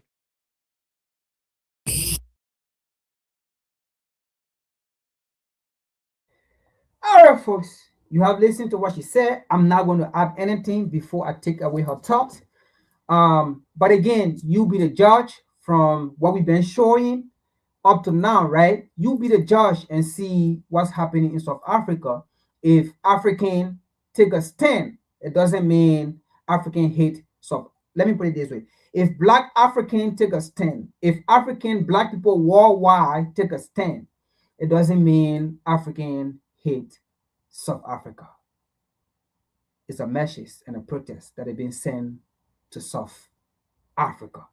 Saying those things that you have seen, right? What is happening there? Do you think we will still come out here and can say, hey, South Africa? That is a colonial mindset. It is not about migrant. All right? It is not about migrant. Like the lady said in the video, very clearly. Just how they have Black businesses in South Africa who came from other places, it's the same way they have American businesses, Chinese, Indian, European. But why are they not in the conversation? Why are they not part of the conversation? Why are they not being rent out? Why are their shops not being looted? Only Black Africans from other Africans nation.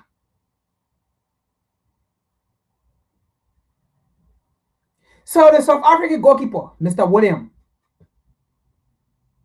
do you see what is going on? Now you understand why Africans took that stand. They do not hate you.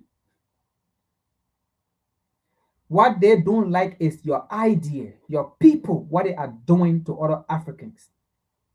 Because what they are doing, if to say was going to go across the board to every business owner in South Africa, whether American businesses, Indian businesses, European businesses, I mean, everybody, Chinese businesses, then I don't think you are going to see the reaction of African this way or Black people this way.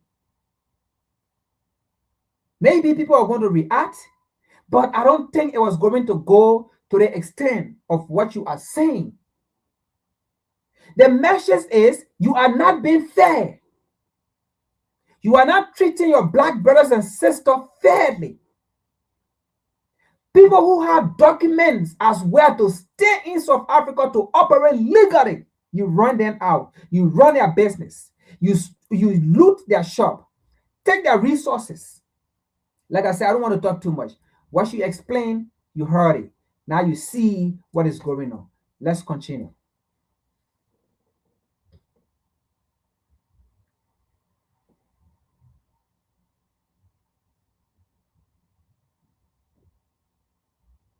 Things are spiraling out of control in South Africa. So I need you to hear this. A woman named Dolinda Mabunda was inside her home in Mossel Bay, South Africa on Friday night when it happened. She said, and I'm quoting her directly, "We were still inside when people started burning down our house. Still inside. They did not wait for her to get out. They set the house on fire while she was still in it." By Monday morning, the Mozambican government confirmed that 5 of its citizens were dead. 7, if you count the 2 who died in. So sorry for stopping the video. So you see, this lady that house got put on fire and house got burned, she's from Mozambique. And currently as we speak, the Mozambique government have said about 5 of their citizens are being killed by South Africans in South Africa due to this. Just Mozambique alone.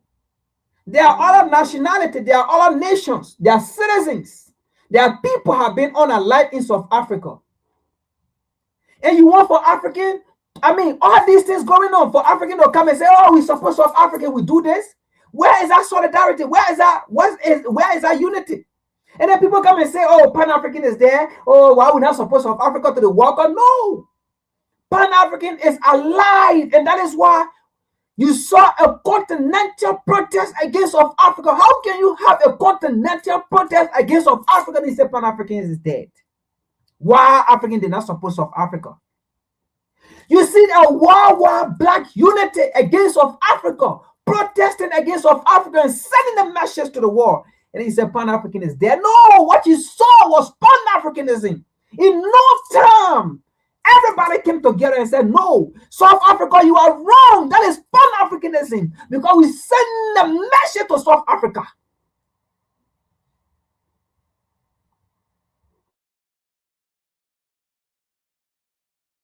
In a road accident while fleeing back home. People so desperate to get out of South Africa that they got into a car and drove through the night, and they never made it. And on Tuesday, while Mozambicans were still being sheltered in safe houses in the Western Cape, while repatriation flights were being arranged, while families were counting their dead, President Cyril Ramaphosa stood up in Parliament and said this: "We must never give in to violence, to xenophobia, and to vigilantism." My people are already dead. And so today we're doing an urgent update. What exactly happened in Mossel Bay? And why does the death toll depend on who exactly you ask? How far has this violence actually spread? What is Ramaphosa doing versus what he's saying about it? And why, after 18 years of this exact same cycle, why does South Africa still have absolutely no answer for it? My people. So you see that people are dead. Going to people's home, putting their houses on fire. This is South Africa. And then,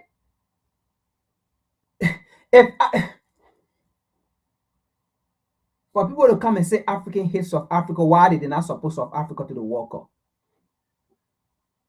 What is the World Cup? A World Cup that Africa might not even take home to the continent. What is it? Is it important? Even if Africans take the World Cup to the continent, is it important than the life of people that have been lost in South Africa? Killing people, looting people's homes, burning people's homes, unaliving people. People ran away from the burning fire and got in their car to escape. And they ran behind them, caught them, and unalived them. Up to now, they're dead. They can't find them. So supporting South Africa to the World Cup is more important than what is going on in South Africa against African people. We are not hypocrite. In our manner, we are not hypocrite.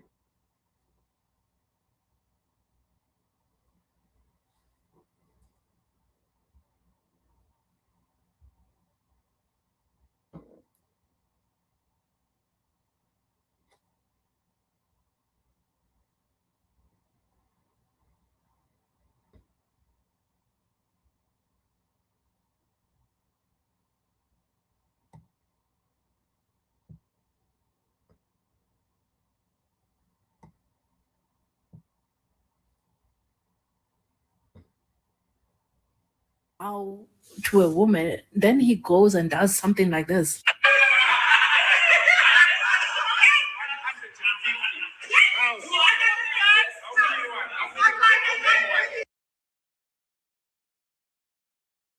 So, by the way, that is one of the leading protesters who put people together in South Africa. See what he's doing there? He hit his own people, but he's backing the colonizer, the Mzungu, on his knee with flour, begging her to come to South Africa, for them to come to South Africa. And he got humiliated. They laughed at him. And they did not even accept the flour. And he's buying down on this lady, begging her to accept the flour. And the platform of him laugh at him. Hey, Negro, what are you doing down there? Hey, nigger, what are you doing? Hey, you slave, what are you doing down there? You think about running out Africans, killing Africans, unaliving, burning their home, going to hospital, closing down hospital. You think about doing that, you will come here and we like you? You know, the most disgusting part about it is, there is a place in South Africa where it said no black allowed. No South Africans, black South Africans are allowed. White only. 2026, it still exists. On the South African land, these idiots are not going there. There are places in South Africa right now where businesses are there. Black people cannot go there to shopping. Black people cannot venture there. These idiots are not going there.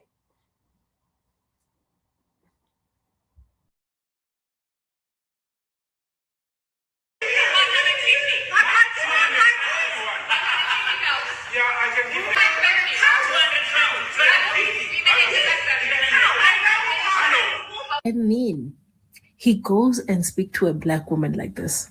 Sorry, sorry, Sugum, sis, Sugum. Awuna indoda uyabonakala suka nje. So, ungwala kwamathi uhlulwa ukuhlonipha ngoba usebenzela uhulumeni unephezali imali awunayo kodwa. Unespayslip kuphela. Abantu abanepayslip basihlupha.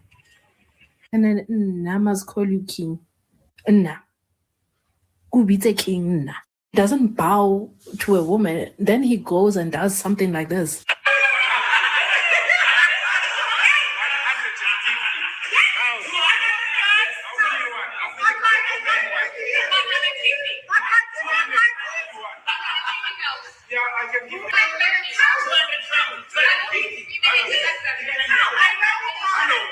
I mean, he goes and speaks to a black woman like this.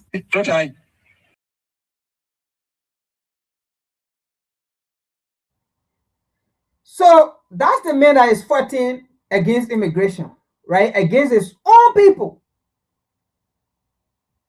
But not the people who brutally killed South African, unalived South African with apartheid. Up to date today, apartheid stay in Africa. There is a place today that is an apartheid settlement that even he himself cannot go there. There are places in South Africa, he himself cannot go there. People like him cannot go there. They try to go there. His body will be put in plastic bag, black plastic bag, if not, they may not even see him.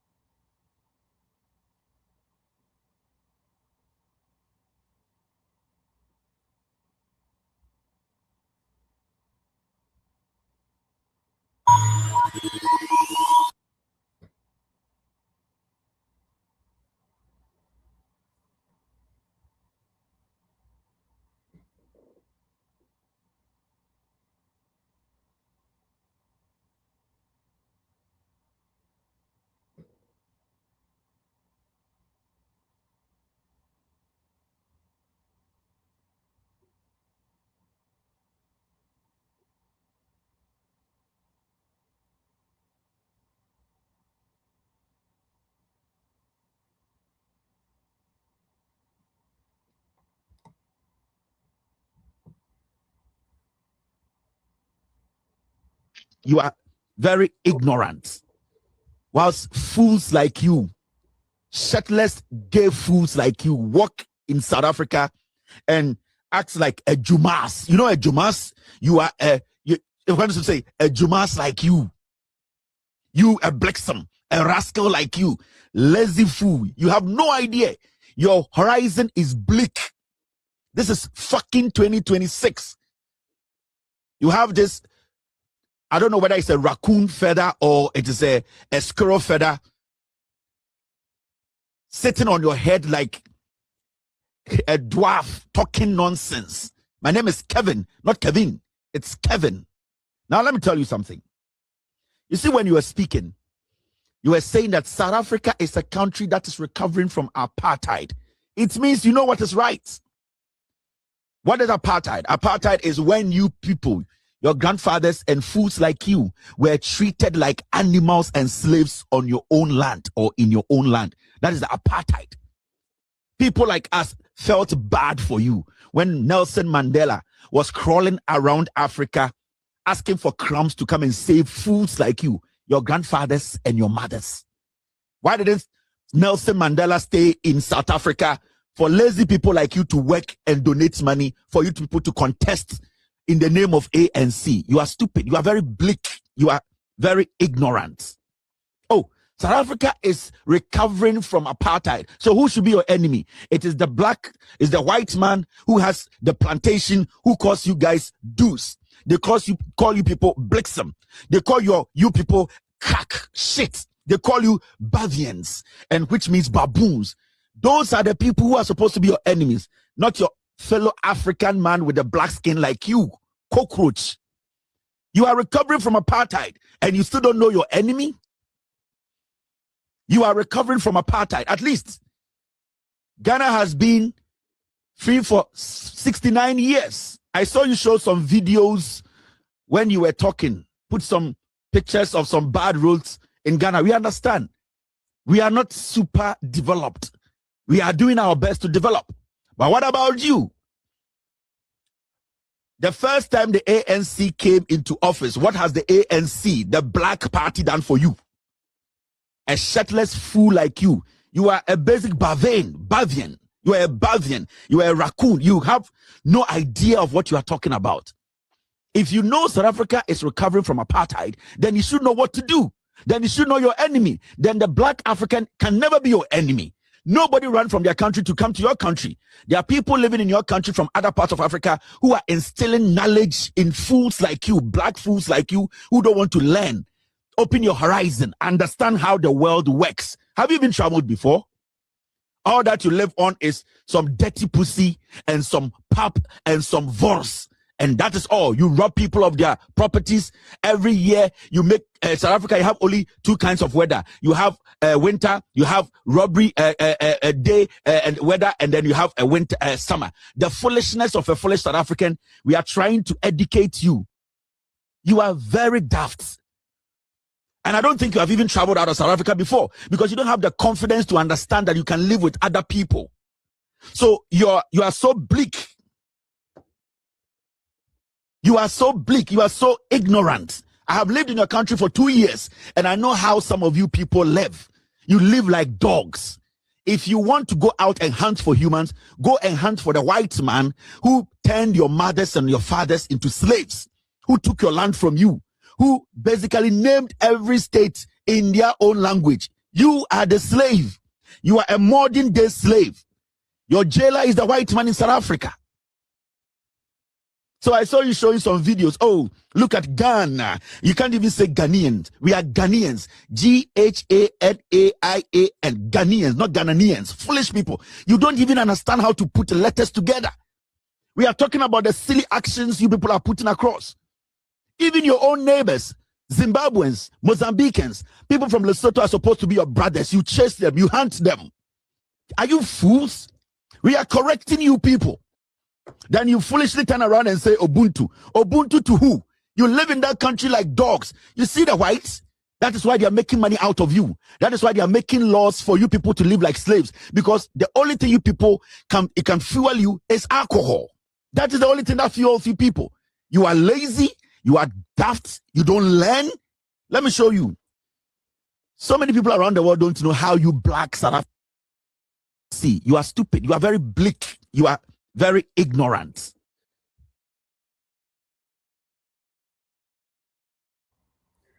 Anyway, that was still how they call it, remark to that idiot that was buying down to his slave master, giving flour to the slave master.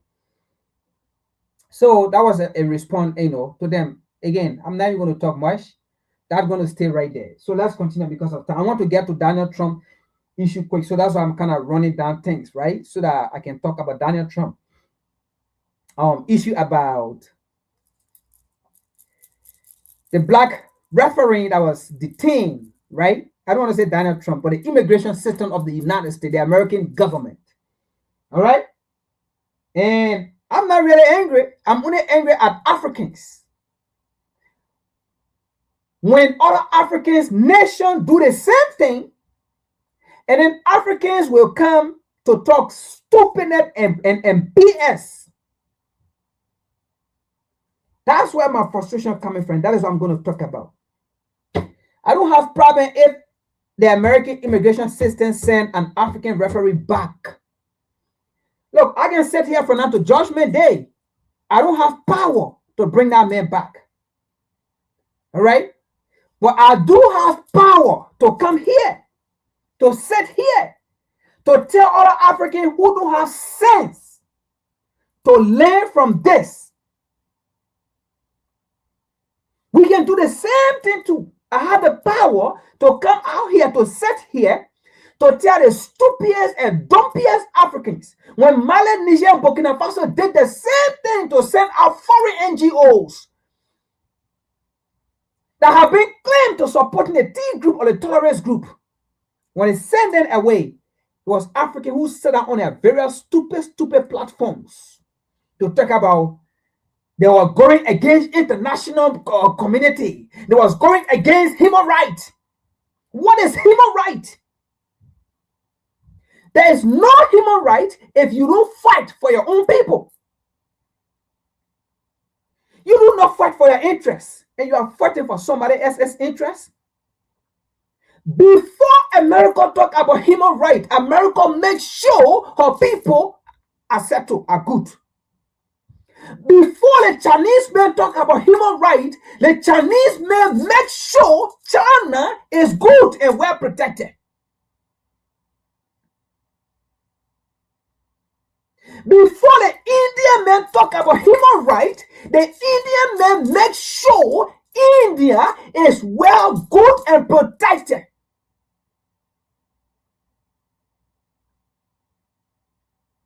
Before the Englishmen talk about human rights, the Englishmen make sure the Buckingham Party is well secure, protected.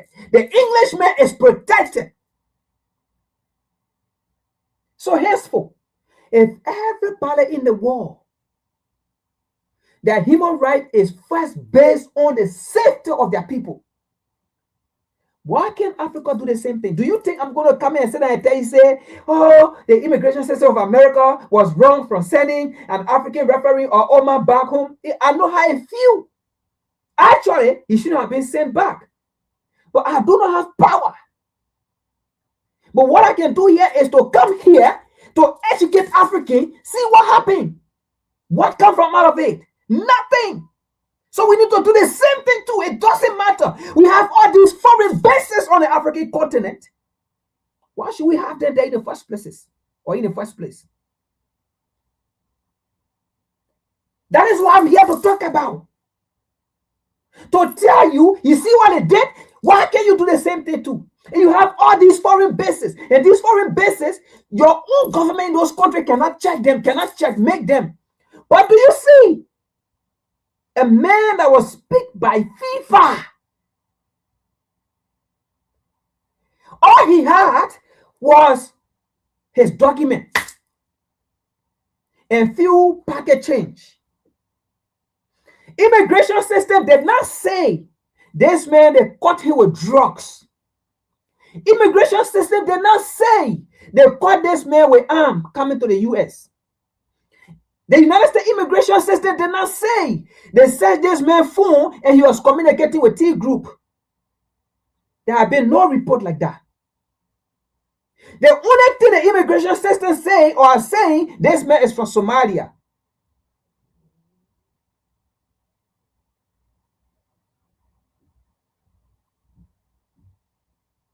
Did you see that?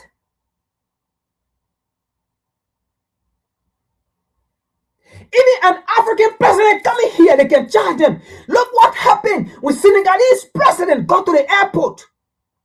They stripped them naked. Now, I'm not saying they took all their clothes, but I would say they stripped them naked. They humiliated them to the airport, all of them. They searched them. They searched them like this. And they're putting a machine on them. The Senegalese players. To the airport. Did you see any outrage? Did you see CNN reporting against it? Did you see BBC reporting against us? Am I against it? No. Why? Because the people feel they got to protect America. They got to protect Americans. So anybody coming from outside, if they're not satisfied with you, they check you. Did you see report on human right? Did you see human right there? Did you see it? There was no so-called human right, no so-called human right report. What am I saying here is, had that been the American national team that Walker was in Mali, Niger, Burkina Faso, or in Africa, then the American national team arrived at the airport in Africa, and the American national team be humiliated like that, I can assure you they was going to tell the American national team to return back and not to partake in the World Cup. Or the American government was going to put pressure on FIFA. And the nation that is hosting the World Cup in Africa was going to charge our nation. They were going to take that nation to court and say, you never harass everybody. You never search everybody. Why the American player? Had it been an English player, the World Cup taking place in Africa, and that happened, they go in Africa and they charge the African player right to the airport, humiliate them, they charge them like that. It was going to be a whole different story. And in fact, it was going to be the same African bloggers who are going to be writing and coming with various posts and say, oh, Africa went too far. That's why, we can't develop. That's why we like this. That's why we like that. The African bloggers was the one going to be talking for their slave master. Why will you search? Sport is a war thing. Sport is not politics. Sport is not something. These people are not coming with drugs. They are not there. They are coming to play sport, to enjoy, to have fun, to entertain us. African bloggers were going to say it. African bloggers were going to say that. Had it been a French national team arrived in Africa, Mali, Niger, and Burkina Faso, where those nations are hosting a World Cup, and they are being treated like that to the airport, searching them, harassing them like that, the French national team could have withdrawn from that World Cup. They could have put the pressure beyond the FIFA to charge Mali, Niger, Burkina Faso, or the African team that was going to be hosting the World Cup.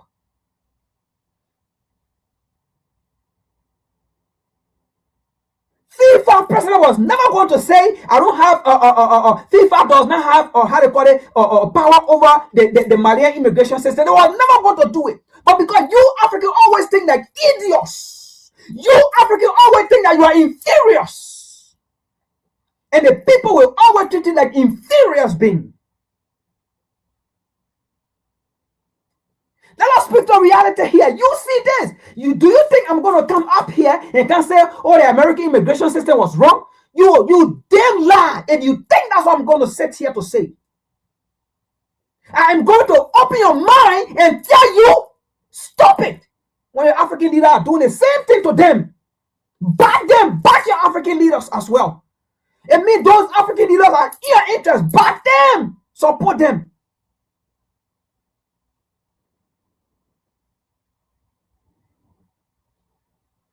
If the American immigration system send the African referee back, that's what they feel. They feel they are protecting America. They feel maybe that man was not safe here.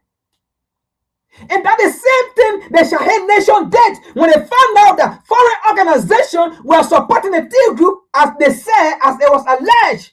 They were sending information to the T group. They were sending sophisticated information, communicating to the T group against the nation. When they found out they sent these people out, it was the same African continent, the same African people who stood against Mali, Niger, Burkina Faso and said it was against human rights.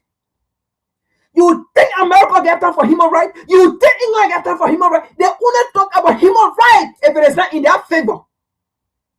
They only come in with human rights if it's not in their favor. Then they will use you to talk about human rights. Then they will quote all the United Nations Article 1, Article 2, because they want you to be involved to go against their own people. It is about time now we see the reality. It is about time. That's why Malcolm X said, wow, when the white man do something is right, but when the black man do the same thing is wrong. Because we are not united. We are the same people. We come and be going against that person. Meanwhile, the white man just did it. Meanwhile, other people just did it. And they see nothing wrong with it. Absolutely nothing. But when we do it, then it is problem. You know why? Because we have been fooled and we accept to be fooled. All our decision must come from Europe and America. Even our governmental system. They should tell us how our government should run. They should tell us how our economy should run. They should tell us who is the best person for our nations to rule. They should tell us which company is the best for our resources. And that's why Mali, Niger, and Burkina Faso said, no, this is a BS. We can do our own thing. Who have gone to America? Which one of the African leaders have gone to America and tell American people, this leader is your best leader. This person will serve their interests. Which one of the African leaders or African journalists or people have gone to America, Europe, Asia, China, or Australia and tell them which political party is the best political party for their people, or which organization should be the best to mine their resources and if they need to have some? Which one? But only the dumpiest Africans, the stupidest African will sit down there. Who will go to China and tell China which government is best, which government system is best, which company is supposed to run our resources? Who will go to the United States and tell them those things? UK, England, Germany, or France. Who will go and tell them? Only poor and stupid, dumpiest Africa with our low mentality of thinking. And then when we come here and they want to bring knowledge, and then our own people who knows nothing but feel they know something, will come and sit there and they blah blah blah blah blah blah blah blah blah blah. We up for that again. We're not up for that again. Why we come here and say the American immigration system was wrong for sending African referee back just because it's from Somalia? And do you think they really get down? Their decision have been made and they stand by it and they believe it. And they are firm believer of their system. They believe it. They felt it was the best. It was protecting their interests. You think they care? And they will come and do it the next day again and they do it again and again and again. They will continue to do it. We can apply the same damn thing as well. And that is why Mali, Niger, and Burkina Faso are taking a stand. That is why we need to support those people.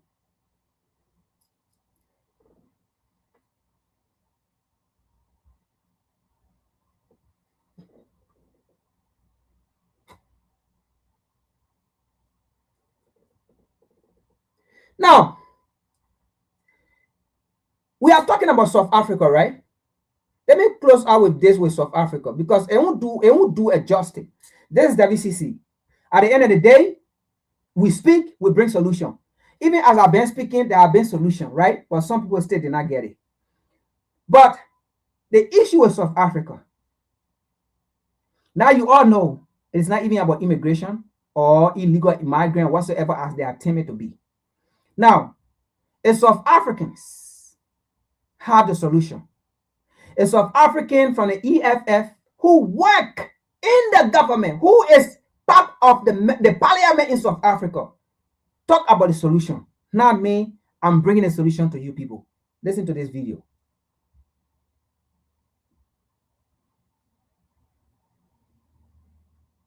Hopefully I found it.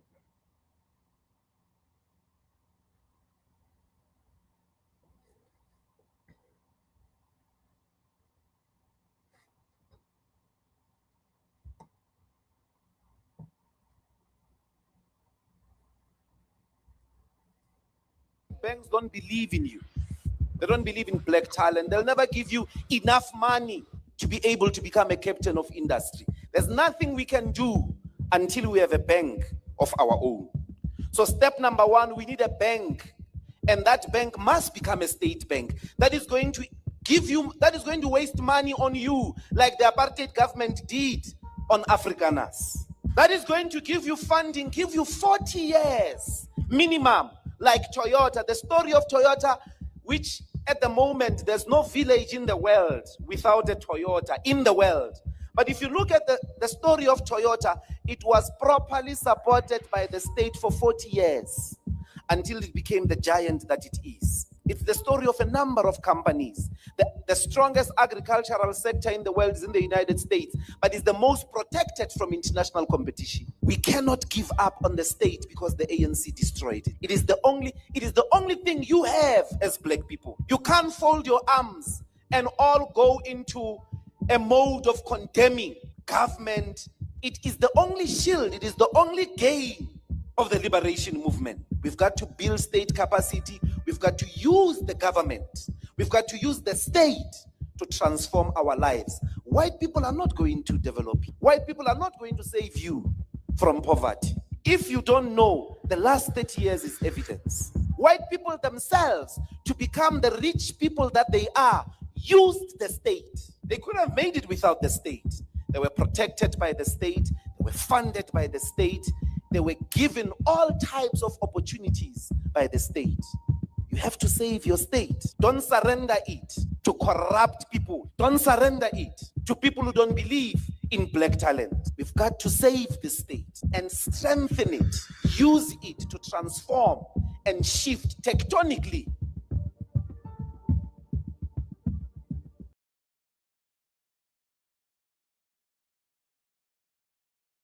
Now, that was a South African speaking. He's a member of parliament. At the same time, he's part of the EFF. Most of the song you see EFF be singing, most of the time he composed those songs. He's a very, very good singer, and at the same time a politician. Very good singer, a very good musician, you know. He's sing. He's good. So he's the one that spoke right now, right? That's a solution to the South African problem. Because that idiot was talking about we're running out immigrant so that we can fix our system. That's a system right there. This guy just spoke about the bank, the economy. The bank is the economy, or the economy is the bank. Which other way you can put it? That's a system right there. You know what he said? When apartheid it was even apartheid in quote when it was ending, it have not yet ended, right? Or it have not yet ended. But in quote, when apartheid was ending, what happened? White people control the economy at that time. They control the bank. What did they do? They put money into white businesses. They put money into white farmers. That is why today 9% of the population have 90% of the land. 9% of us, white people in South Africa have 90%. That's where those things came from. So when they saw it, no, a black man is about to be president. We control the economy. We have to put money into these places so we can own these places. And that's what this man was talking about. White men will never change South Africans' life. And that goes beyond the African continent. It will never, ever happen. And Mali, Niger, and Burkina Faso have recognized that. And I'm so glad 90% of their citizens understand that. And 90% of their citizens, both home and abroad, are supporting Mali, Niger, and Burkina Faso. Even the diaspora Africans. Oh my God. This is the unity that Gavi talked about, not Gavi, but J. Hugo talked about. Negro unity is a threat. Did you understand that? So you so-called black South African running beyond your African brothers and sisters thinking that that's how you're going to fix your system. Those people you're running beyond, they are oppressed just like you. They do not even control 1% of the South African economy. Do you know the percentage of the South African economy they control? 0.000000.0000000.0000000.1. That's what they control in your economy. So they do not even control 1% of the economy. They control 0.0000.00000.00000.00000.00000.00001. That's what they control. And you sit down there, we're running our immigrants, these legal immigrants, so that we can control our economy and our system. Do you understand the system? Let me tell you who run your system. Let me tell you who run your system. Let me tell you who run your system. And let me tell you who are your enemies. The people you're running out are not your enemy and are not the people that run your system. These are the people that run your system. Let me tell you, watch this video. These are the people that million Africans. You must never forget that 18 million Africans were taken from the eastern part of Africa into the Arab world, and men were castrated. We must never forget that. We must never forget that over 12 million Africans were taken to the Caribbean, taken to Europe and America. We must never forget that. We must never forget that in Southern Africa, the apartheid regime was underwritten through verses from the Bible by the Dutch Reformed Church. We must never forget that. Upon a theology based in the Bible. Fact. You must never. So, these are the people that control your economy.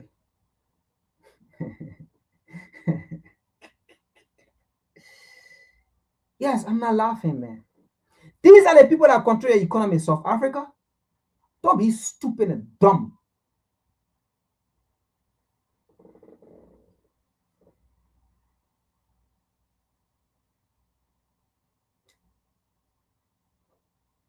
No matter what you do, the people that control the economy, they control the bank, they will never ever invest in Black South Africa. Never. They will never invest, they will never go to the bank and open a bank and invest in Black South Africa. It will never happen. In the great United States, we hear, do you know how long Black people have fought for reparation, for the bank to open up to them? And they said, no, we are not going to regret for what our forefathers did. In fact, America vetoed it. They said they're never going to accept it, that it was the greatest crime against humanity. America vetoed it. Israel vetoed it. The Israel that created apartheid and slaughtered South Africans before Africans came in and raised money and gave it to Nelson Mandela. Africans came in and raised army to help him fight. Africans left various nations in Africa, went to South Africa to help him fight. Did you watch the movies of Sarafina? You think it's just a movie? Sarafina. You think it's just a movie? It was a reality that happened. Go back, South Africa, and watch that movie there. Don't forget so soon. You never fought apartheid by yourself. And after the American government used their taxpayer money, American taxpayer money, and gave it to Israel to continue to oppress South Africans in Africa. Did you know that? It was Africa who raised money, Nigeria, Ghana, even Liberia hosted Nelson Mandela and gave Liberia a home to Nelson Mandela and said, this is your home. Do you know that? When Nigeria then raised money here, while America was raising American taxpayer money to give it to Israel to continue the apartheid regime to slaughter Africans, Nigeria was raising money. Ghana was raising money. Your neighboring country that couldn't raise money, their citizens, their people were coming, joining South Africans to fight the Dutch, to fight the British government, the apartheid government, to fight the Israeli government, the apartheids. Don't forget so soon, those people are your enemies. So when you see African protesters supporting Mexico, not because they wanted to support Mexico, Africans are angry that you have forgotten so soon.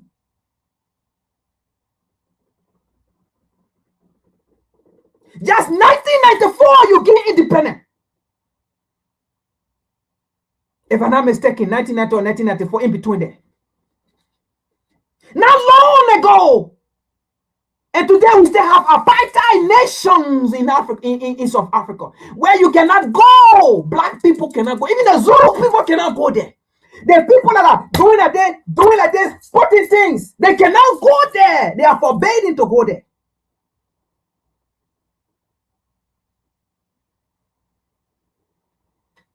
You're not fighting those people. You're fighting the same people who raised money yesterday, who sent their people yesterday.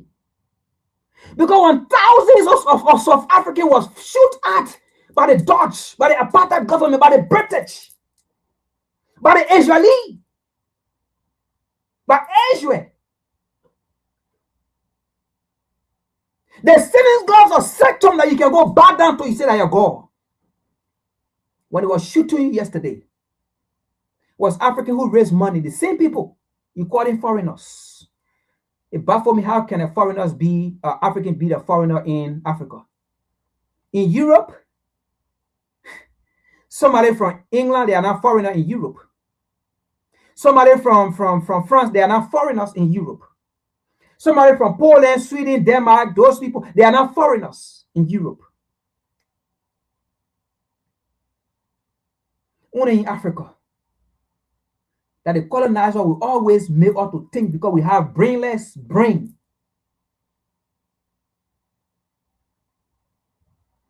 You are forgotten so soon. Africa Africans are angry at you. Africans don't hate you. Africans are angry at you because you betray Africans.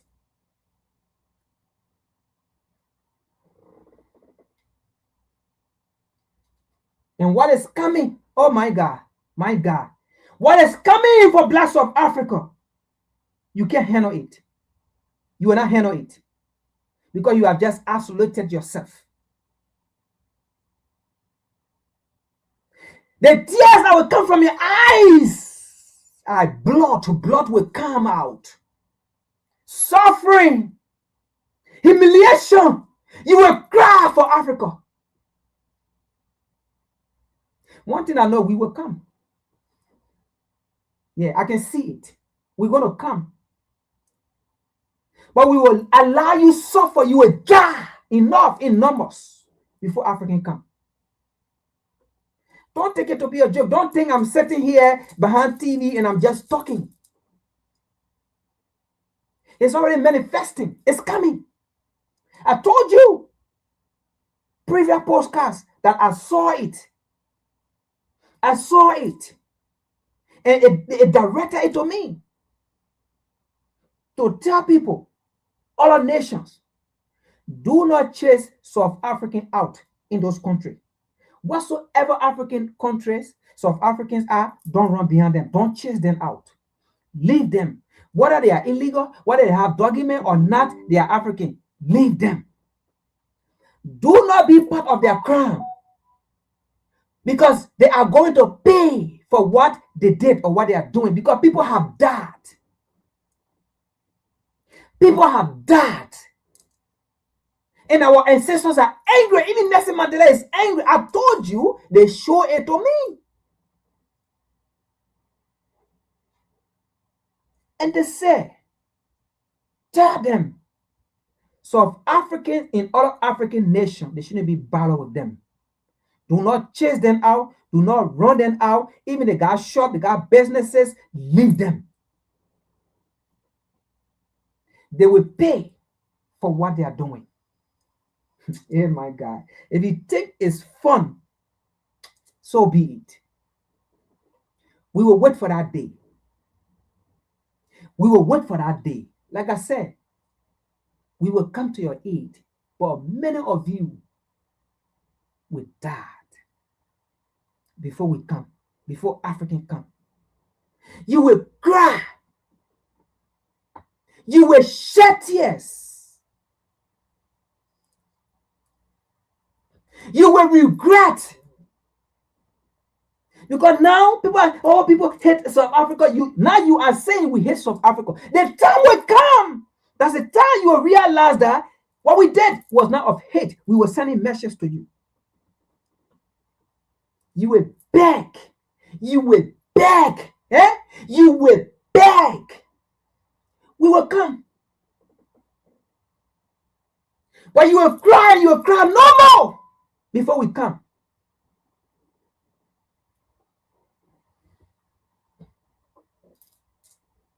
Take it to be fun. The calamity that is coming for South Africa, black South Africans.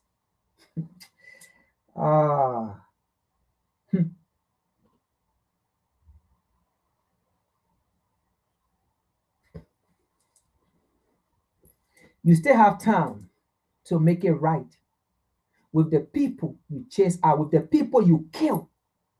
Their family, the grieving one are there. You still have time to make it up if you can.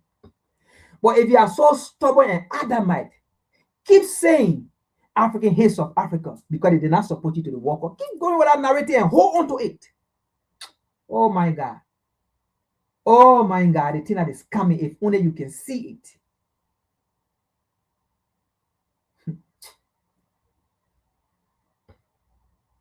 The enemies are coming for you. The enemies are coming for you. They are not your friends. God. I will stop there. I will stop right there.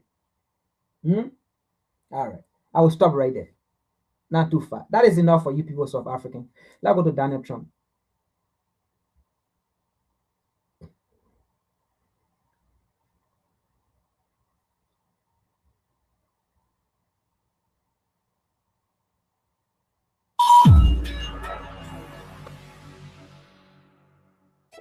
last night, in front of 70,000 people at SoFi Stadium in Los Angeles, a young man named Folarin Balogun scored 2 goals for the United States of America in the opening match of the 2026 FIFA World Cup.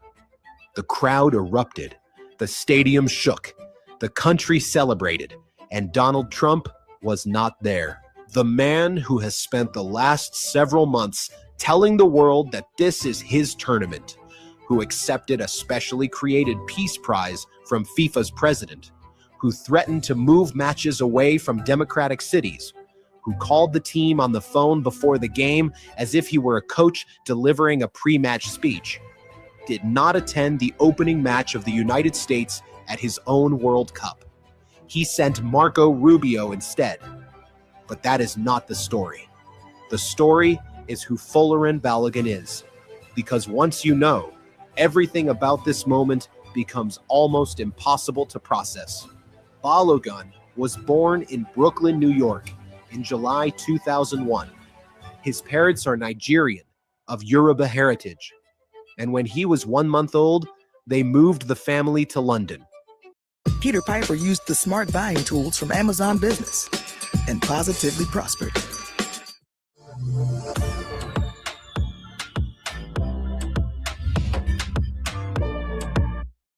He grew up in England. He trained in Arsenal's academy from the age of 8. He played for England at the youth level 28 times. He was eligible to represent Nigeria, the country his parents came from. He was eligible to represent England, the country that raised him. And he chose the United States, the country of his birth, in 2023, making an official one-time switch that FIFA approved after he had already represented another nation's youth program. The son of Nigerian immigrants, raised in England, choosing to wear the stars and stripes, scoring 2 goals, winning the game, on the biggest stage football has ever seen. On the same night that this was happening, on the same night that a crowd of 70,000 Americans were on their feet, screaming for a man whose entire existence is the story of immigration, the administration of Donald Trump was defending its record of deporting people who look like Balogun's parents, was defending its visa denial rates that have locked out fans from Nigeria, from Ghana, from Senegal, from Somalia, was defending the decision to send back Omar Artan, a Somali referee, before he could do his job at this very tournament. The irony is not subtle. It is not buried beneath layers of nuance. It is sitting right there on the surface, plain as daylight. Let's go deeper, because this story is not just about one man. The United States men's national team is, in the words of New York City's own mayor, built on immigration. 6 players on the roster were born abroad.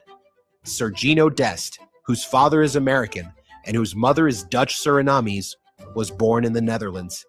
Timothy Weah, son of former Liberian president and football legend George Weah, was born in New York, but holds Liberian and French heritage. Weston McKennie was born in Texas, but raised in Germany. Christian Pulisic, the team's captain and most recognizable face, has Croatian heritage through his family. This is what the United States men's national team is. It is the physical embodiment of the argument that immigration makes America stronger, that diversity produces excellence, that the country wins, literally, on a football pitch with tens of millions of people watching, when it embraces rather than rejects the world. And the man who has done more than any American president in modern history to make immigrants feel unwelcome in this country is now going to take a victory lap. Watch. Pay attention to what happens next, because this is the part that should make you angry. Donald Trump will hold a rally. He will post on social media. He will stand in front of cameras and he will say, "We and our and this team and our country." And he will absorb every ounce of the joy and the victory and the national pride that Folarin Balogun and his teammates created last night. He will claim ownership of something he tried to undermine. He didn't attend the game. He sent his Secretary of State, Marco Rubio. The same Marco Rubio whose State Department has been processing and denying visas for World Cup visitors at a rate that has scandalized the international sporting community, to sit in his seat. But Trump will take the credit. He always does. And while he takes the credit, let's remember what has been happening in parallel. In the same city where Balogun scored his 2 goals, Los Angeles, one of the most immigrant-dense cities on earth, a city that is home to millions of people from Nigeria, from Mexico, from El Salvador, from Korea, from Iran, from everywhere, ICE has been conducting enforcement operations. The threat of raids near World Cup venues has been real enough that Unite Here Local 11, the union representing stadium workers, voted 96% in favor of authorizing a strike over demands that include keeping ICE agents out of the stadium where this World Cup is being played. The people serving food at SoFi Stadium last night, the people cleaning the corridors, the people working the gates and the concessions and the locker rooms, many of them are immigrants. Many of them live in communities that have been under threat from the same administration that is now celebrating the goals of an immigrant son. Let's talk about Balogun himself for a moment, because his story deserves to be told properly. When he made the decision to represent the United States in 2023, he said this: "My decision to represent the United States came together with my family. We decided it would be the right thing for me to represent the country I was born in. In the end, it became a no-brainer. It feels like I'm at home here." He said, "It feels like home." The country of his birth, the country his parents chose when they left Nigeria, the country that they traveled to and built a life in and brought a child into the world in, and then left for England 1 month later because that was the path their lives took. And 24 years later, that child came back. He put on the jersey. He stepped onto the pitch. He scored 2 goals in the opening match of the biggest World Cup in history. And the government of that country spent the months leading up to this tournament telling people who look like his parents, "You are not welcome here." Somali refugees, banned. Nigerian fans, visa denial rates running at 40% or higher. The Senegalese national team, whose players wear the same kind of jersey Balogun's parents might have worn, arriving at an American airport and being strip searched on the tarmac. Body searches, shoes off, phones examined. Balogun stepped out of that tunnel last night and the stadium sang for him. 68,000 people on their feet. His name on the scoreboard. His face on screens around the world. His parents are Nigerian. He chose America. And America, the real America, the America of the crowd, the America of the stadium, the America that actually understands what this team represents, chose him right back. That is the country worth celebrating. Now let's address the political reality directly, because it needs to be said without flinching. Donald Trump did not build this team. He did not develop Balogun, who came up through Arsenal's academy in London. He did not recruit Dest or Weah or any of the dual nationals whose decisions to choose the United States were made during a recruitment process that predates his current term by years. He did not create the coaching infrastructure that produced this performance. He sat on a couch somewhere and watched, while Rubio sat in his seat. But he will own it. The machinery of this White House is designed to own every positive moment, to absorb it, to rebrand it, to turn it into a story about the president. By tomorrow, there will be a post. By the day after, there will be a rally clip. By the end of the week, Trump's World Cup will have produced its first great American victory.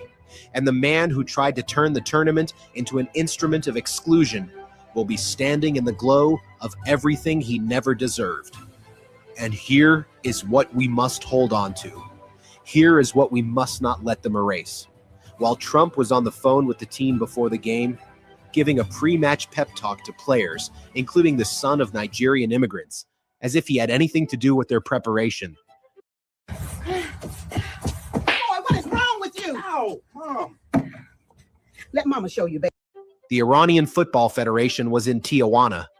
Their players crossed the border checkpoint just to get to training. Their federation president cannot enter the country. Their ticket allocation was taken 3 days before kickoff. Their fans cannot come. While Trump was accepting a FIFA Peace Prize named in his honor, 120 civil rights organizations were publishing a formal travel advisory warning the world that the United States might not be safe. While Balogun was scoring in the 31st minute, a goal that will be replayed for decades, a referee named Omar Artan was sitting in Africa, unable to do the job he was appointed to do at this tournament because he was born in Somalia. The game is beautiful. Balogun's goals were beautiful. The United States winning was real, and it was earned, and it was worth celebrating. But the people who made it possible, the tradition of immigration that produced this team, the families who crossed oceans and borders to give their children a chance at something, those people are not being celebrated by the government that is now celebrating the result. They are being deported, they are being detained, they are being searched at tarmacs. They are being denied visas and sent back from embassies and told, you are not the kind of people we want here, except when you score 2 goals. Then you are exactly what America is. That contradiction is not sustainable. It's not an accident. And it's not something we should allow to be smoothed over by a victory celebration and a presidential social media post. The son of Nigerian immigrants won America's opening World Cup match last night.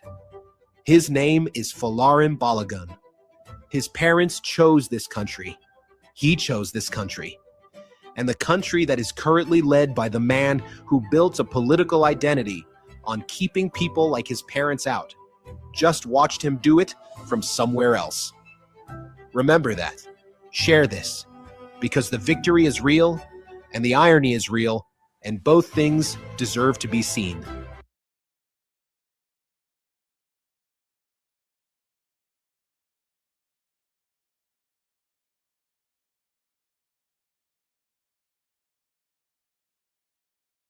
Set foot on American soil again. Those 11 hours in detention are a nightmare I will carry for the rest of my life. Just because I am from Somalia and my name is highly similar to that of an extremist group leader, I was subjected to endless interrogations and inspections. Locked in a room, I was questioned repeatedly by customs officers and towering FBI agents. While cold polygraph and ECG monitors were used on me, they kept asking why I had obtained a visa to enter the United States. I explained time and again that I was named Africa's best referee of 2025 and selected by FIFA to officiate at the World Cup. I held a valid visa for this official assignment, driven by genuine passion for my profession and ready to take part in football's most prestigious tournament. In the end, I was deported from Miami. On the flight back, I even contemplated jumping off the plane to protest this injustice with my life, but I held back. I have to carry on with my career in football. I will never set foot on American soil again. Those 11 hours in detention are a nightmare I will carry for the rest of my life. Just because I am from Somalia and my name is highly similar to that of an extremist group leader, I was subjected to endless interrogations and inspections.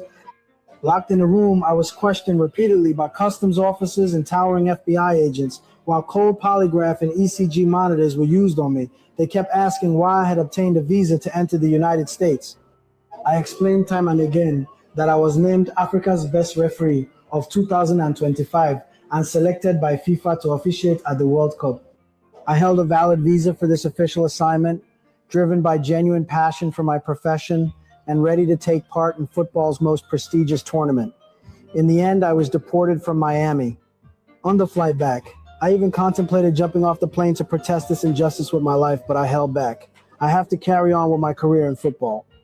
I will never set foot on American soil. All right.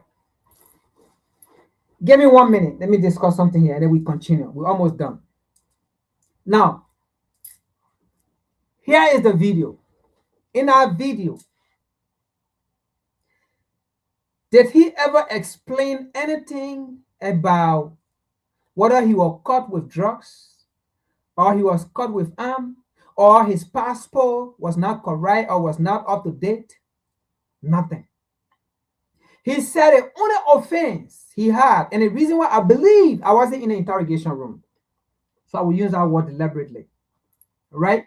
Because we have to be careful what we say here.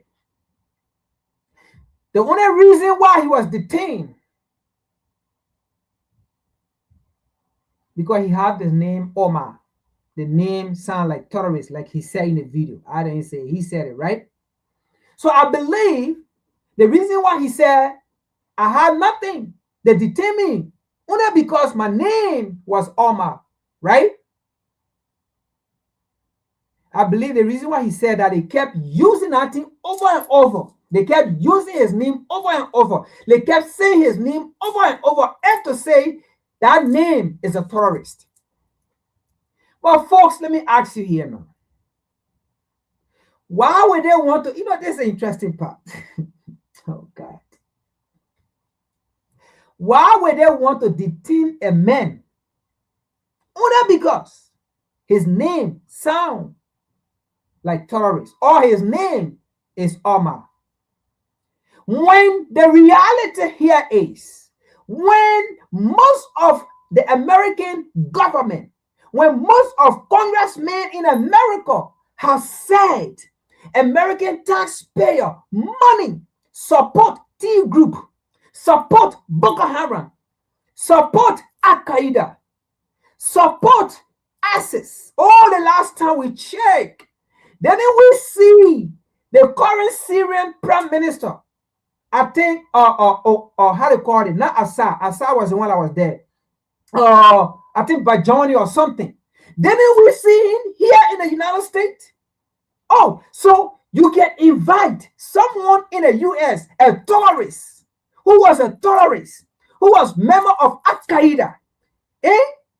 You can invite him to the White House. So it's safe now.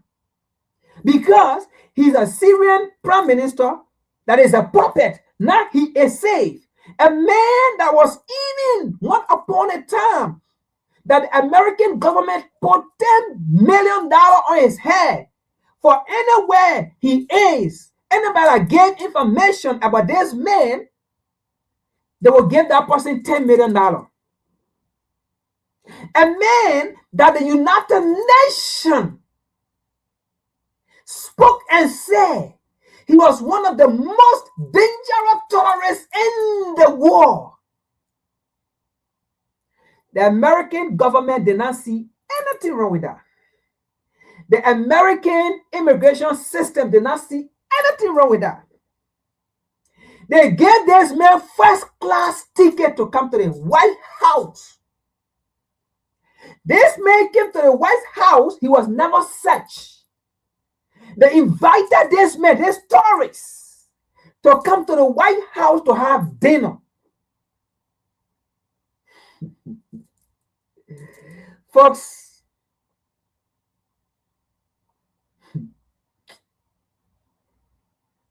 are you people still taking advice from America about how your country should be run? About who should be the best leader for you? The same Congress that said the USAID, whatever they call it, support terrorists on the African continent. They support Boko Haram. They support ISIS and Al Qaeda.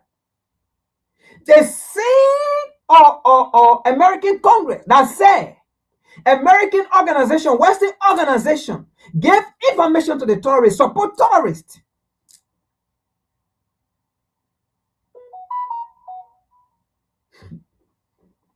But they don't see nothing wrong with that. But somebody who needs Omar, they detain him, that was taken by FIFA, that was ordained by FIFA to come and participate in a FIFA tournament. He was stopped only because of his name. But he have never been affiliated with any terrorist group. He have never communicated with any terrorist group. He had never funded any terrorist group. But just his name, he was detained. But a country that have been alleged that taxpayer money goes to terrorists. Let that sink in. Think about that. You Africans will not talk about this, but you will talk about Mali, Niger, and Burkina Faso. That will say these same NGOs support the terrorists. We don't want them. Then you will go against those people and say those people are fighting against human rights. When these same people go and say, you know what? These very political systems, these very political parties are the problems. Because if the Western nation sees that this other government does not support the Western agenda or American agenda or Washington DC agenda or Europe agenda, then they will go and support the other opposition party to go run propaganda. When Abraham Traore said we're going to dissolve all political parties in the interest of the country, then the same Africans will come and say, you are not in favor of democracy. You see the stupidity of we Africans? But meanwhile, even America does not practice democracy.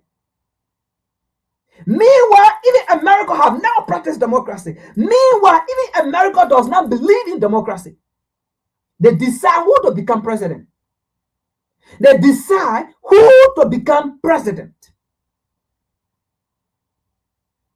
Europe does not have democracy. England does not have democracy. They don't believe in it. They don't practice it. That's why they have the queen there.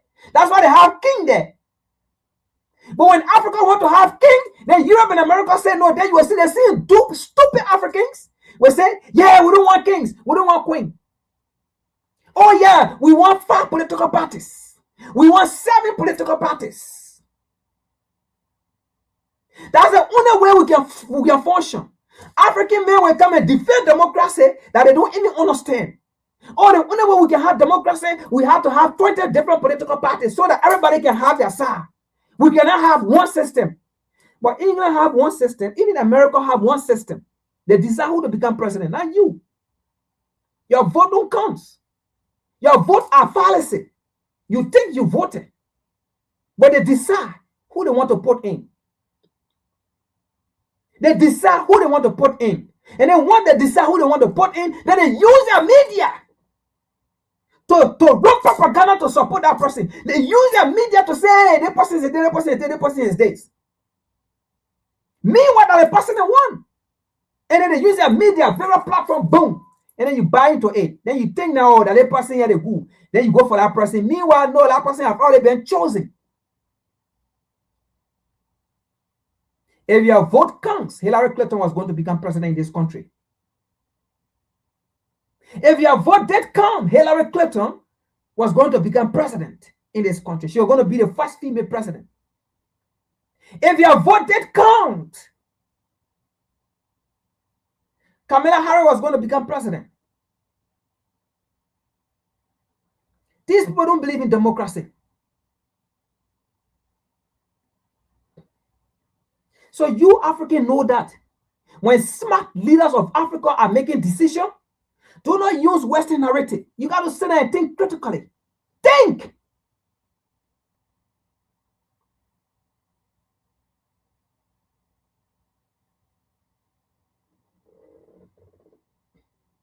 So you see that America made that decision. They wanted to search who they wanted to search on the airport. They wanted to deny who they wanted to deny at the airport. And nothing wrong with that. I'm not going to sit here and say they are wrong. Who am I? But I will sit here and educate you and tell you, do you see? Do you see? I do not know the reason why they sent that man back. I can only speak about what, according to him, what he said. The only reason why he was there is because he have a name, Omar, that he think it sound like terrorist. But at the same time, it have been alleged you support terrorism. At the same time, it have been alleged that you fund terrorists. At the same time, it have been alleged that when you are leaving Afghanistan or Badr or Iraq, most of your itinerary, the weapons, the cars, left of the terrorists, you turn it over to the terrorists instead of the government. Nothing wrong with that.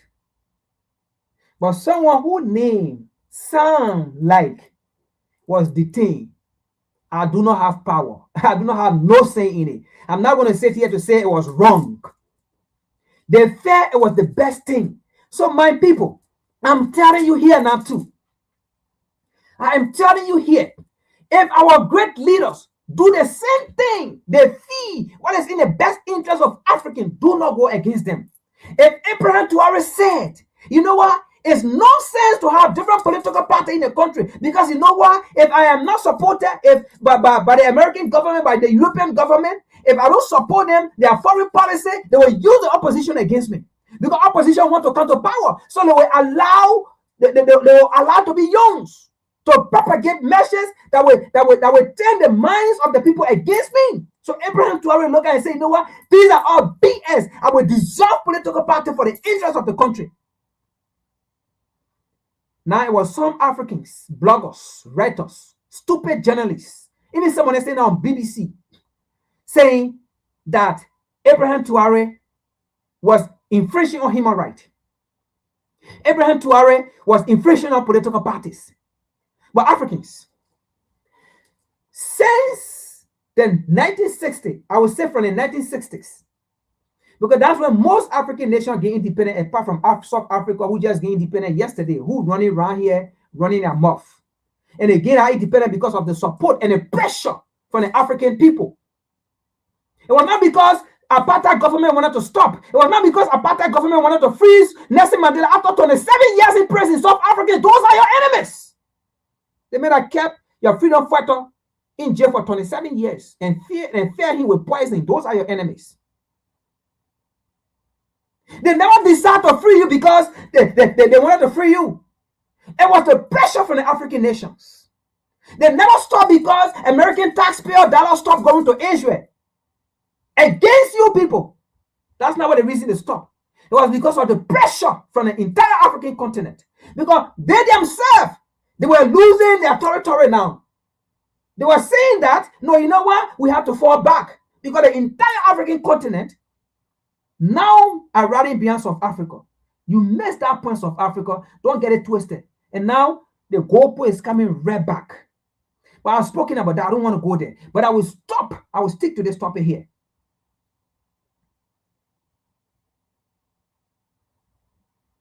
So you see the difference. You see, that's why when Abraham Traore said, you know what, to hell with this political party system. It is not in our interest. It is Western interest. Because at the end of the day, if I don't support Western or foreign policy, then they will come and use the opposition against me. And you see, it go around. Now, when our opposition to come into power, now they're in power, maybe the first 2-3 years, they will go by American foreign policy interest, European foreign policy interest. And then after that, by the time they want to do something, boom, America come again and say, no, you're not listening to us. Then they go and use another opposition. That's the game they've been playing. So that's why they want these political systems in the country. Because if there is one political system and everybody believes in our political system, there is no way you go against that political system, because there is no other political system that you can influence. And everybody in the country believes in our political system. Who will you go and influence? That is why there have been many coup attempts in Burkina Faso by the West. They have been alleged and they fail. Because the citizen, you cannot penetrate to the citizen before you even get to the people. Because there are no political party that you can use to come in the country before you get to Abraham Traore.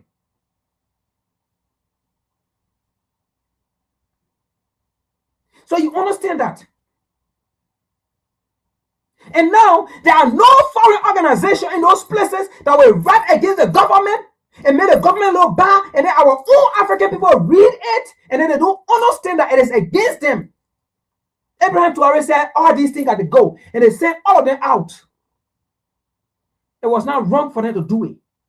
They did it because they were trying to protect Mali, Niger, and Burkina Faso. So if the American immigration system can send by a reverend that was chosen by FIFA to come and rep the game, I don't have authority over that. Like I said, I do not know what went on over there.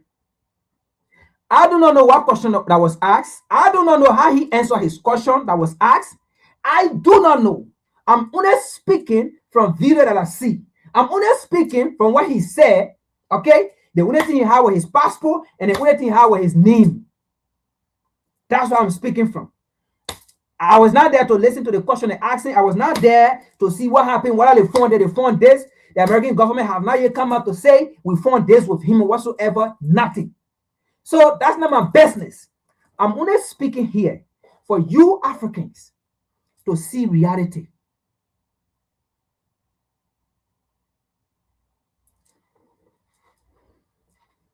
Let's go to another video that I want to show. The people who are saying African hate South Africa. Sport is not politics. Let me tell you this. Sport is not politics, maybe to some degree, but I don't even agree to that.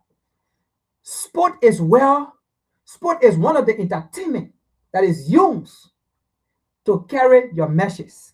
Do you know that almost every celebration when they struggle or when anybody on the field score, do you know that most celebration they do is protest or is message that they're passing on? No, when somebody score and you see them celebrating, it's not just celebration. So sometimes, in most cases, it's protest. In most cases, it's a message they're sending out. In most cases, it's appreciation to something, to somebody. So sport is used actually to portray messages. Sport is used actually to send out message, to send out signal, to send out awareness of something that happened or that will happen or that is about to happen or something that is ongoing. Sport. That's why sometimes some people, they have things on their shirt. When they score, they remove it, they show it up like that, they show the message.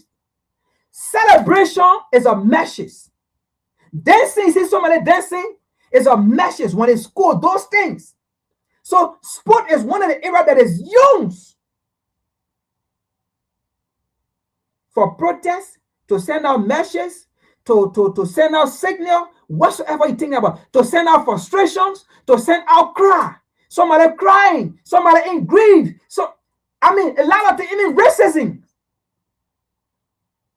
Sports. Because you know what?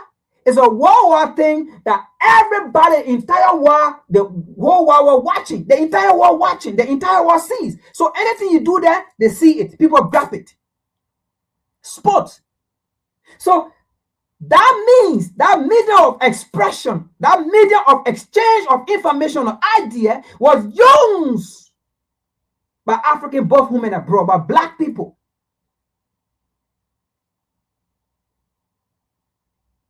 Of the happening against African people in South Africa, by black South African. So it was not a hate. That's what sport is for. That's what sport is for.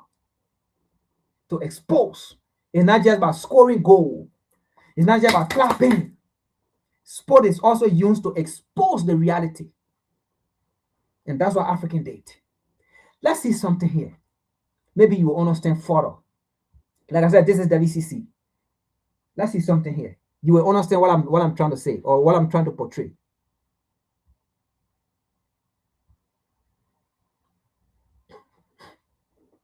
A question about the football.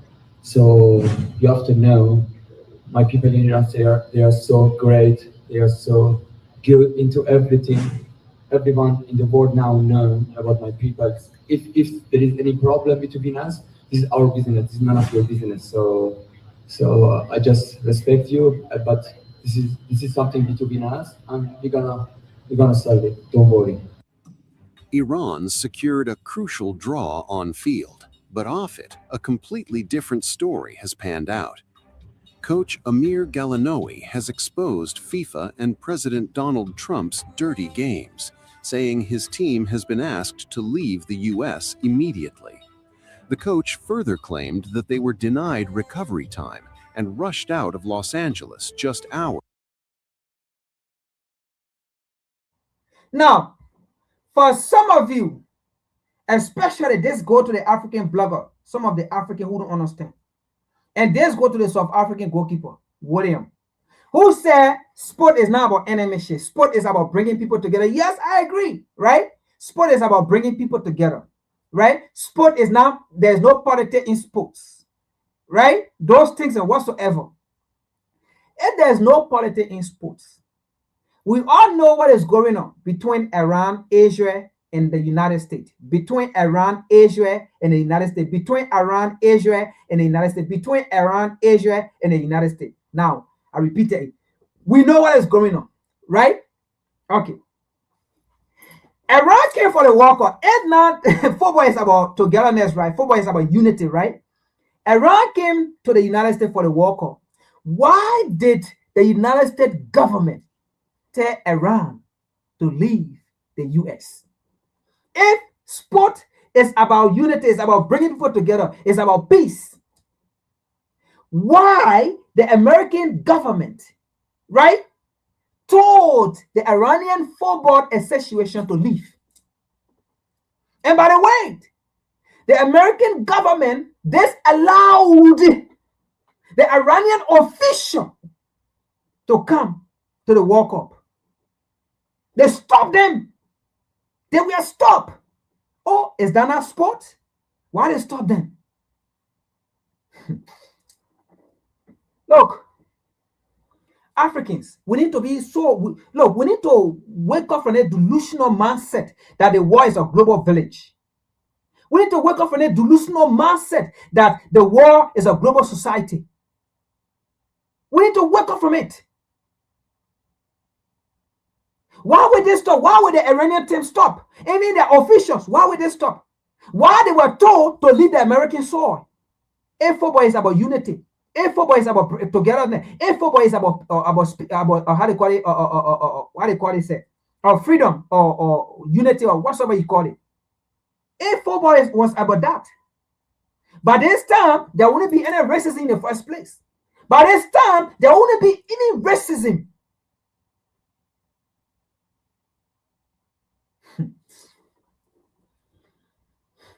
But let's continue here. Let's see the message the Iranian people sent across. After a draining 2-2 draw with New Zealand.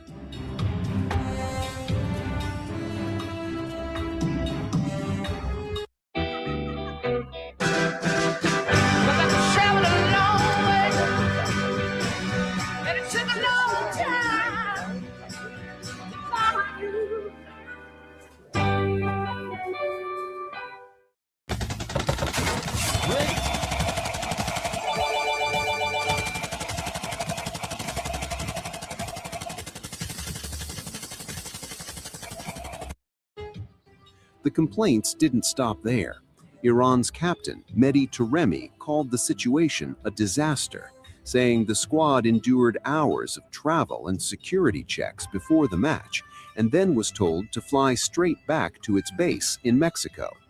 The team now says it feels like the most oppressed side at the World Cup.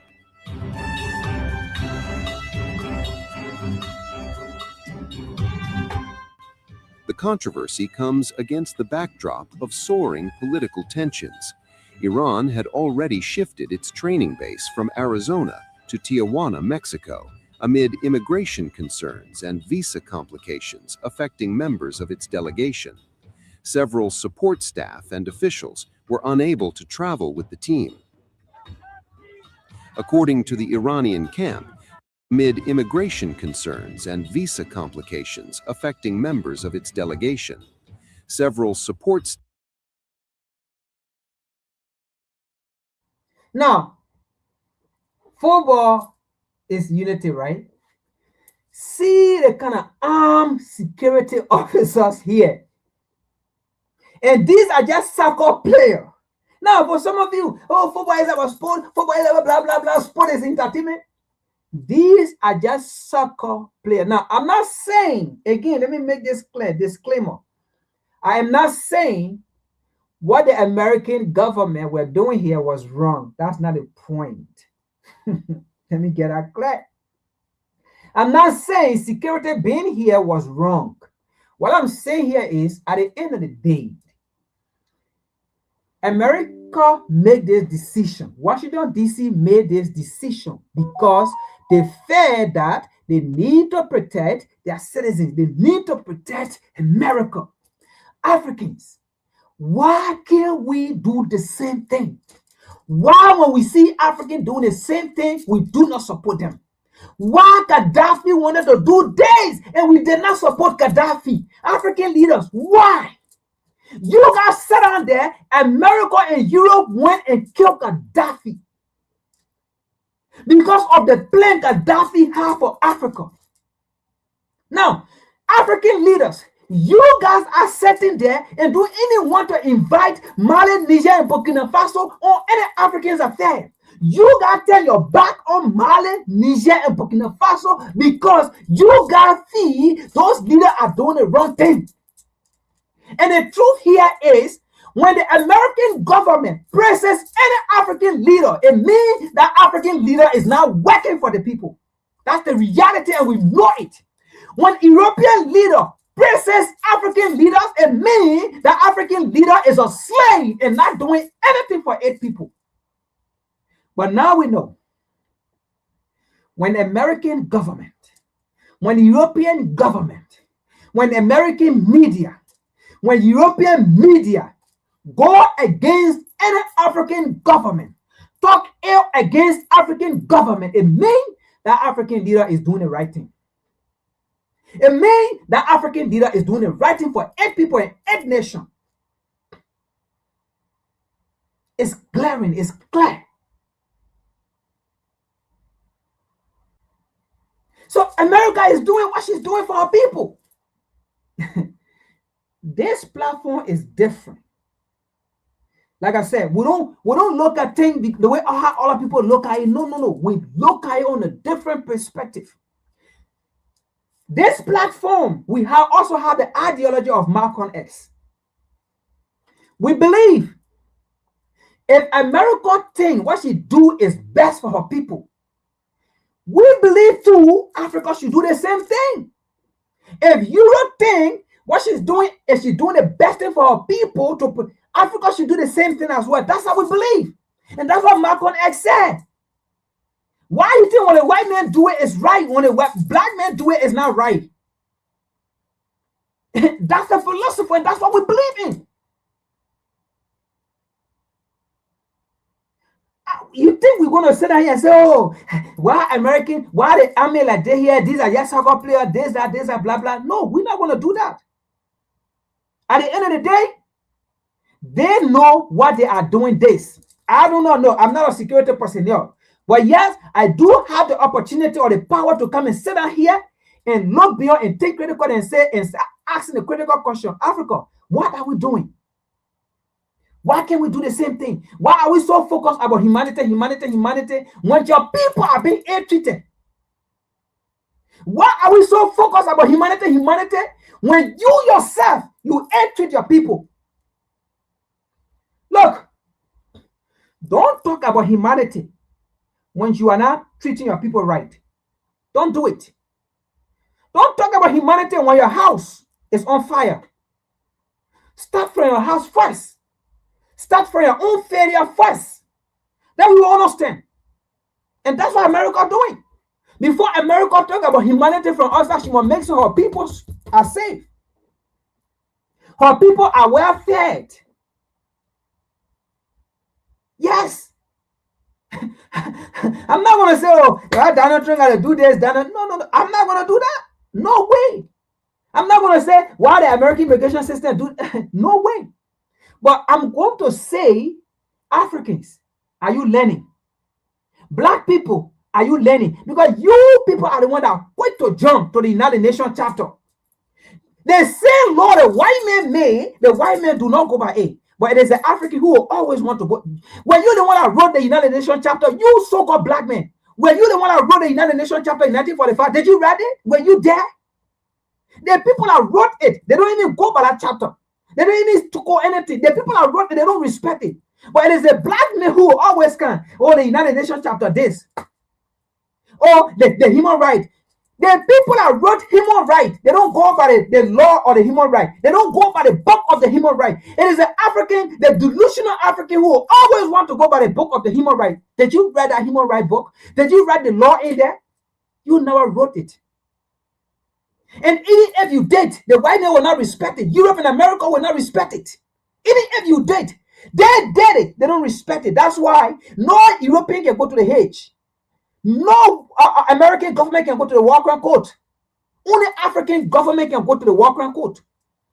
And when African government go in there, the European took you there. American government took you there.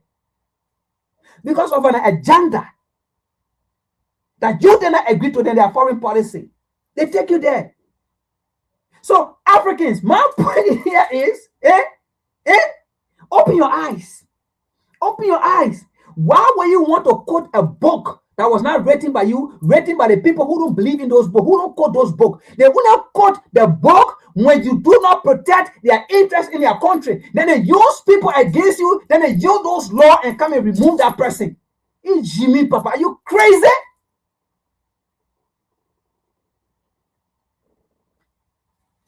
So you see, what happened here to the World Cup? And you people will come and say, sport is our entertainment, sport is bringing people together. But you see how people have been humiliated in this World Cup? Just because they want to protect America, which is not wrong. But I'm just telling you, do you see it?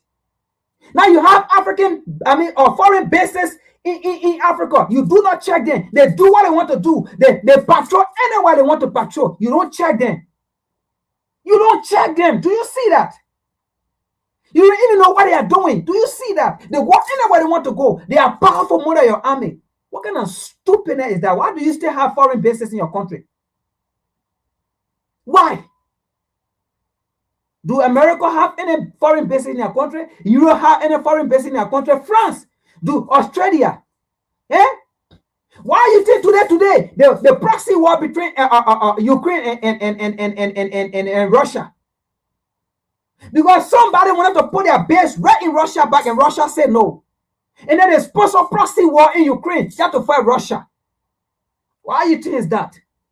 When anybody can put their bomb, their base to Cuba there, you think America will do it? Even though Cuba is not part of America, but America will not do it for anybody to come put their base there. This party, they will not do it. They know the harm that come along with it. Sit down there, allow these foreign bases in Africa, they're all around. You sit down there for what? Protect yourself. There's no global village. Sport is about entertainment. Look at how they're humiliating people in this whole World Cup here. Look at the humiliation people are getting.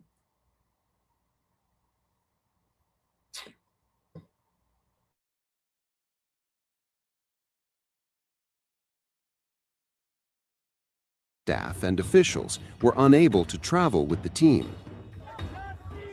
According to the Iranian camp, the original plan was to stay overnight in Los Angeles for recovery before returning the next day. Instead, players say they were instructed to leave immediately after the match, despite several squad members suffering cramps and fatigue. Head coach Amir Galanoui didn't specify who issued the directive, but insisted the scheduling had hurt his players physically and mentally. He argued the team had been forced into repeated travel without adequate preparation or recovery time. Imagine being able to build an app with your name on it, just by thinking about it. Meet base. Captain Mehdi Taremi echoed those concerns, saying the journey from Tijuana to Los Angeles, which would normally be relatively short, turned into a lengthy ordeal involving security and immigration procedures. He questioned why decisions affecting the team's logistics appeared to be made without their input. The issue has fueled broader criticism of FIFA's handling of Iran's participation. Taremi publicly urged soccer governing body to provide greater support, arguing that the current arrangements are placing unnecessary stress on players and staff during the biggest tournament in the sport. FIFA President Gianni Infantino visited Iran's dressing room after the draw and praised the team for representing its people under difficult circumstances. He encouraged the players to continue their campaign, telling them they had united supporters and inspired fans around the world despite the challenges. The latest dispute follows weeks of controversy surrounding Iran's World Cup participation, including visa issues, political protests, and debates over flags and symbolism. Demonstrations by Iranian American activists have added another layer of tension around the team's matches in the United States. Despite the off-field turmoil, Iran remains focused on its World Cup mission, but with crucial group games still to come and complaints over travel, logistics, and treatment continuing to mount, one thing is Anyway, because of time, right, I take that out. But I mean, so you see it. Where is the unity there? After a game, the American immigration system told the Iranian people to leave the American soil. Right after the game, where they are tired, they went to their hotel, as you can see in our hotel. That was their hotel. They told them to leave the American soil. I thought it was a sport. And they have to go to Mexico. Imagine that. They have to leave the American soil to go to Mexico. I thought this is a sport. Everybody's supposed to be united. And then after the sport game, after the game, and then everybody go to their politics. No, politics is still being played. What is going on between Iran, Israel, and America, it is still being played in the FIFA World Cup. The politics, the political tension between Iran, Israel, and America, that political tension, it is still being played on the field. It has been played against the people. Why are people not talking about it? So that means Americans hate Iran because politics is still playing. And they told them, you can't stay on our soil. You got to go. So why when Africans, South African, other African nations are not being told to leave, but just the World Cup, the entire black, both women and abroad, decided, South Africa, we are not going to support you. That's not hate. That's protest. That's showing message to the South African people that what you're doing is not right. In all the world, South Africans hate all the black Africans. That's the reality. Black South African hate all the black Africans. Nobody running beyond South African and play in Africa. Nobody telling them to leave. So far, the only play I have seen in Ghana, maybe it happened in other places, but I haven't seen it, but I will check. The only play I saw in Ghana, the only play I saw was in Ghana, and they were not running beyond South African. Only activists went to their government. In the first place, they went to their government. They are not on the street telling South African, or they did not even go to the South African mining area in Ghana. No, they did not bother them. They went to their government official with petition, telling their government official, hey, listen, by next year, 2027, let South Africa and a gold mining company leave.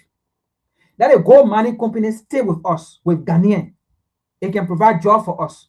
Saying it is about job, it will provide job. That's how legit the Ghanaians are doing it. They're not running people out. So that's not hate. So you see what happened here. So William talk about the South Africa goalkeeper talk about sport is the entertainment. We all need to come together collectively. But look what they did to the Iranian. Right after a soccer match, they told them to leave the United States soil. Right after a soccer match, they were told to leave the United States soil. With frustration, they have to go to Mexico. I thought this is a sport. This is not politics. But no, America brought politics to the sport. Did you see that? Okay.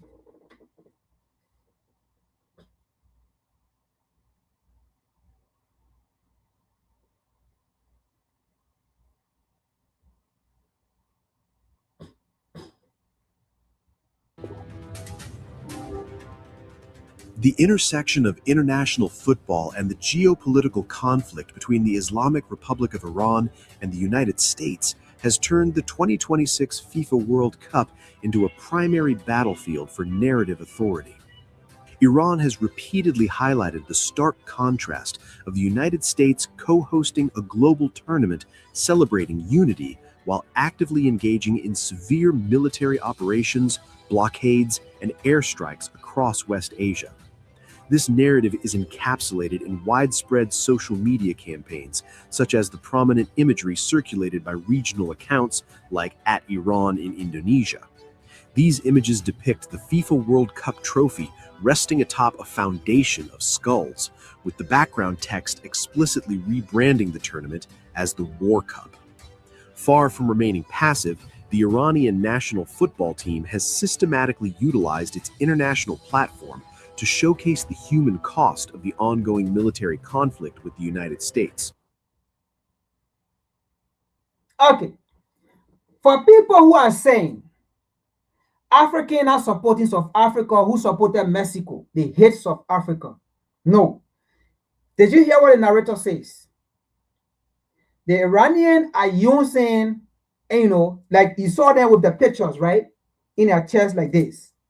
They are using that meme to show the political conflict, that Israel and the United States are carrying on in Iran. You heard that, right? Why they did that? Because the entire world are watching. The entire world will see it. So it's the same thing what happened with South Africa. That was the only way to send a message. Because what happened in South Africa, it's been ongoing. Not everybody knew about it. It was this World Cup that people in the diaspora in other places actually decided that, wow, why would this happen? Because it was shock. Why will Africa don't support another African team from Africa? They were shocked. And that's how, when they went to see, to dig, to do research, and then they saw what happened in South Africa. And that's how someone making me say, but then I support Africans for the stand they have taken. In fact, I support myself. I'm black. I support Africa too.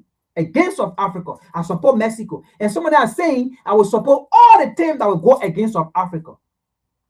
It's a message. It's a protest. It's not hate. So sport is used to send messages as well.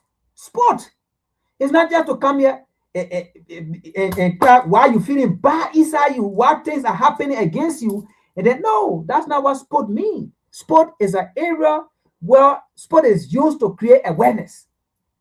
Sport is also used to create awareness.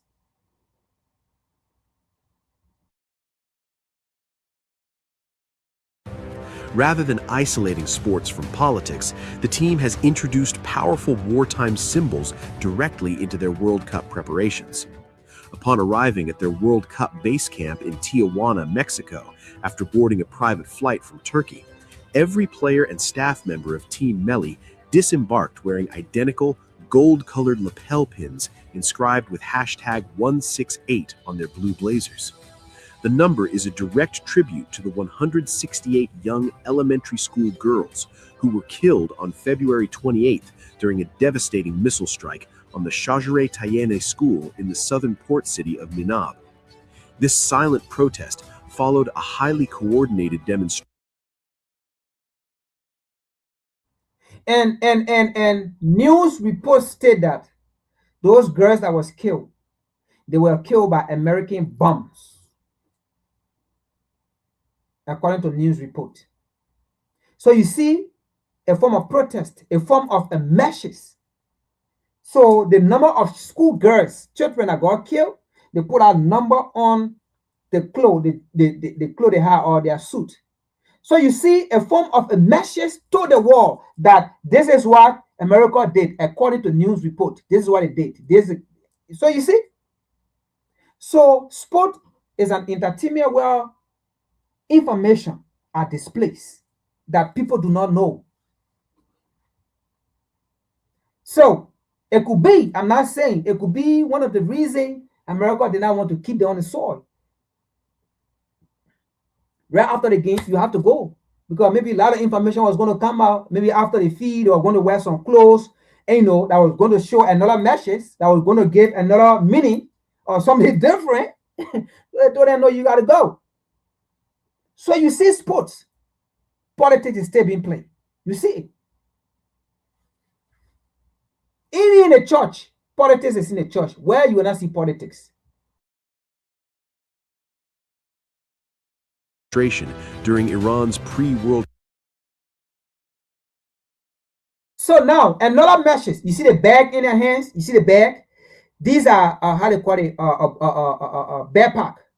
You see, these are all schools bag for kids. There is another form of protest.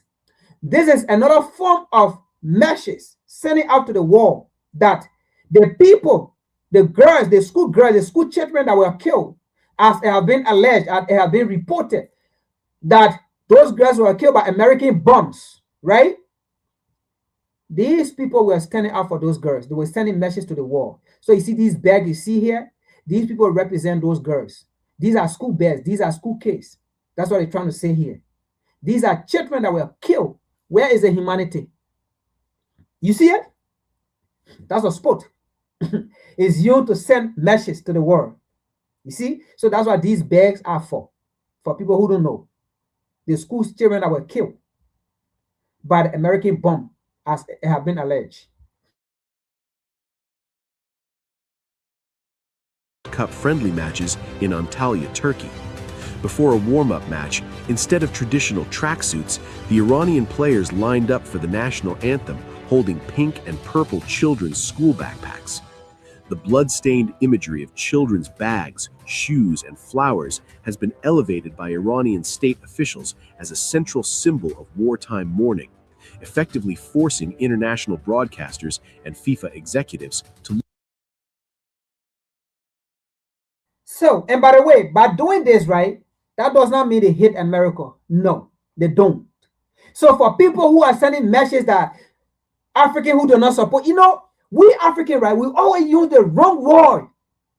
And we have to be careful on how to say things. And then those things we say, and then people who want to see it that way, they take it and say, oh, African hates African. Oh, African hates South African. So you see what's happening here? These players do not hate America or do not hate Americans. They love America. They love American. Now, I'm not speaking for them. They love American. They love America. But at the same time, they love their people. Their loyalty is to their people. At the same time, they are telling America, we have not forgotten. These innocent children that was bombed have been alleged by a bombing. We have not forgotten. We brought them back. We brought their spirit. We brought their spirit. They may not be here, but their spirit are in this bag. All these kids that you bomb, their spirit are in these bags. They are in these bags. They are in these bags. And we brought them back to this soil here. You see it? So are you guilty now? Do you feel any guilt? So I believe the only guilt that America could feel is you guys will leave our soil and go back to Mexico right after the game. I'm not speaking for Iran. I'm just speaking.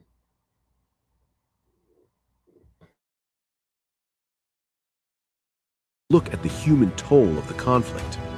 Iranian players have said their participation in the 2026 World Cup is for people of Iran and to bring them joy in this period of special circumstances.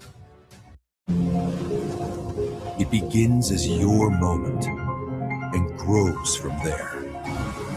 Built for more. The first ever Kia Telluride Turbo Hybrid. Why I switched from Cialis in my late 50s. So I'm 58, back in the dating world. My erection issues were killing my confidence. I tried Cialis before. It worked for blood flow, yeah, but that was it. I could get hard, but I didn't actually want it. There was no desire. It's true that the 2026 World Cup is for people of Iran and to bring them joy in this period of special circumstances.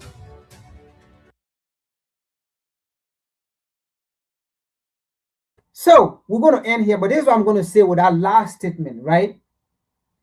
They said the 2026 FIFA World Cup in the United States is about the people of Iran and to bring joy to the people of Iran. Right? Now, in the same way, the 2026 FIFA World Cup in the United States, where Africans, for the very first time, for African both home and abroad, not to support an African team in this 2026 World Cup, which is South Africa, was not a hit to South Africa. But it was for the people who have been humiliated. It was for the people who have died, who have been killed, who have been unalive in South Africa. But these useless and meaningless attitudes of Black South Africans against other Africans in South Africa. It was for the people who their shops were being looted and taken away from them. It was for the forceful removal of people, legal immigrants in South Africa, who were removed from South Africa, who have lost their business or businesses that they have paid decades, that they have paid 10 years ago, 15 years ago, that they were established. It was for those people. That protest was for those people. Once again, this is Frank. I am your host. This is the Revolutionary Repatriation Educational Lecture Series aspect of WCC. Once again, thank you for tuning in. Please share, like, subscribe. After that, you can go in after the show, put your comment, what you like, what you did not like, what we can improve on, and stuff. So let me read some things here before we leave. At least, let me read something here. So it says, International Sport Press Association said it is unacceptable that accredited Iranian and African journalists have also been banned on arrival. FIFA response: host government determine who contact US. So according to what was written here by Sonny is saying, after that happened, this was the response of FIFA. So as you can see here, he put it in quotes, in quotation, right? He said, FIFA respond, host government determine who enter the US. So like we're saying, right? So basically FIFA is saying they do not have authority over the United States immigration system or the United States immigration, how they call it, policies or foreign policy or whatsoever, right? Now, African people, you guys listen to this. I'm just saying this. And like Sonny said here, right? And I've been saying here, am I against America for that decision today? Absolutely not. I'm not a government. No, I am not a government. I am not a system. For some other reason, I do not know, right? Myself, I want to be protected, right? But what I'm saying here is, right, and I believe most of you will agree with me. Had this happened on the African continent, this was never going to be FIFA response.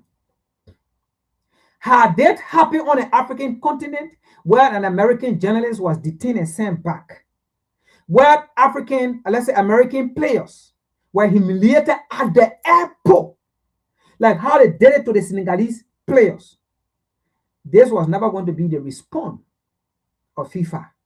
You know what? Because the American government was going to pressure FIFA. And FIFA was going to release statement that even though you have your country policy, right? I'm just saying this. Even though you have your country policies or immigration system, but this is sport. So let sport be played. These people are coming here because of us. These journalists are coming because of us. So they are clear. I believe FIFA was never going to say the host government or the host country determine who enter their country. FIFA was never going to say that if that was an African country. Now, somebody may ask, but friend, why do you think FIFA was never going to say that? You see,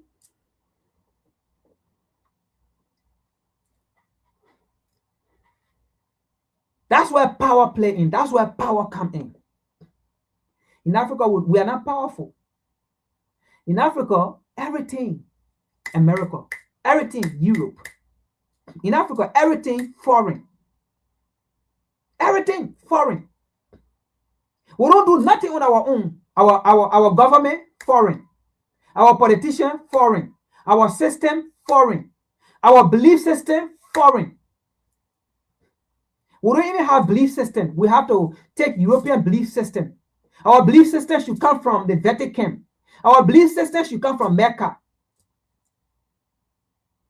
We import everything in Africa. Even the African gods, the thing we believe in, we import it in Africa.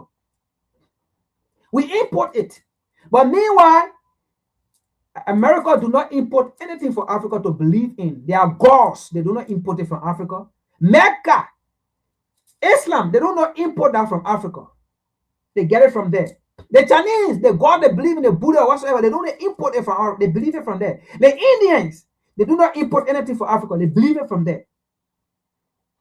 But everything in Africa, we import it on a continent. That's what happened. We don't have power. Power run the world. And that is why they are against Mali, Niger, and Burkina Faso. Because those people will not listen to IMF World Bank.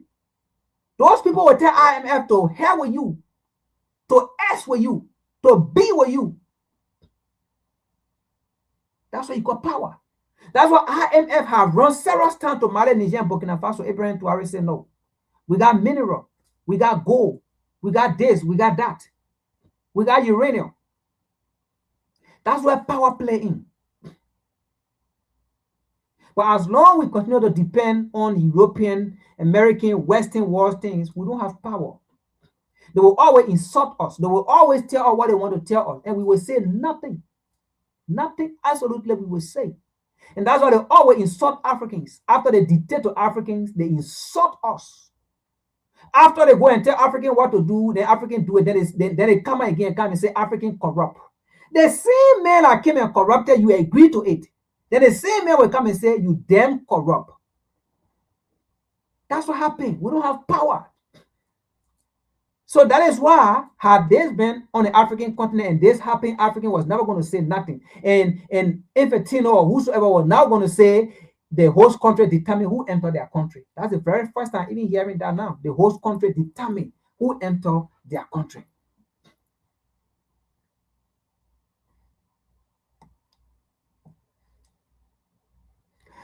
Iraq team photographer was detained for 10 hours and deported. Imagine that. Due to classified information. Anyway, we don't know that classified information. Iraq striker Ahmed Hussein, or Hussein, yeah, was also held and questioned for nearly 7 hours before being allowed in. Complete humiliation. Folks, I'll be frank here. Had there been an American player walkout taking place in Africa and this happened, you detain American player for 10 hours? What they did here? You think America was going to participate in that walkout again? America was going to boycott that walkout and put pressure on the FIFA president? And the host nation of Africa was going to be in trouble. Detain an American photographer who went with the American national team to photograph their national team, etc. and etc. This man detained for 10 hours and then deported back and said, go back to America. Ah, man. Look, y'all be frank here. Look at the reality. Let us look at the reality. Now, I'm not speaking for Iran or something, but the same thing, they do the same thing to African people. They do the same thing to the African continent. They do it to us. So that's what I'm saying it. So imagine American journalists went on the African continent, the walkout taking place 2026, and they go to the airport and they detain the American journalist for 10 hours, and then they deport him back. Then the United States struggle, they detain him for 7 hours. You think they're even going to allow that tournament to go on? They're going to come back. After they play, imagine Mali, Niger, or Burkina Faso say, you know what, United States, you're leaving. after the game, you got to fly and go to the nearby country. You're not staying. Come on, man. Look, y'all know what's going to happen? Come on, man. You know what's going to happen? Anyway, it is what it is, man. It is what it is. We in here, folks. Thank you for tuning in. Share, like, subscribe. You know, I will see you on next week. This is WCC Peace. I love you all. No hate. We just come here to educate, you know, to talk about the reality. You know, it's about opening the minds of Africans. That's all we discuss here. Like I said, at the end of the day, Euro will do what Euro do. America will do what America will do to protect America. Which is true. You think I'm going to come here and say all the thing they're doing is wrong? I beg you, man. My point here is we should do the same damn thing on the African continent. It is time. That's all. That's all I'm discussing here. Hey, that's all I'm discussing. But if you think I'm going to come and say why America sent the African referee back is wrong or was wrong, you will be dreaming. If you think I'm going to come here and tell you, say, oh, America detains Senegalese players, they search them, they do this. You think I'm going to come here to say it was wrong? All I will say here is, are you learning? All I will say here is, had it been that tournament was taking place in Africa, I just want you to think, had it been that tournament was taking place in Africa, then the American players arrive, and then to the airport, they be humiliated like that. What was going to be the outcome? Think about that. That's what I'm here for. To open your mind. At the end of the day, even this World Cup is about, if even this World Cup finish today, and another 6 years or 4 years come, they haven't seen World Cup here again. America will do the same thing what she's doing like this.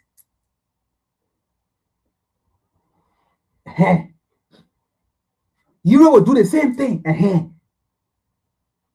Your African president didn't come here. They put in boxes, just sardine. They start everything. It will always be. This will always do it. All right. So this is why we need to work on ourselves. That's why when we talk about humanity, it needs to be us. Anyway, once again, this is Frank. I'm your host. I know we have been here for a very long time. Peace. I love you all.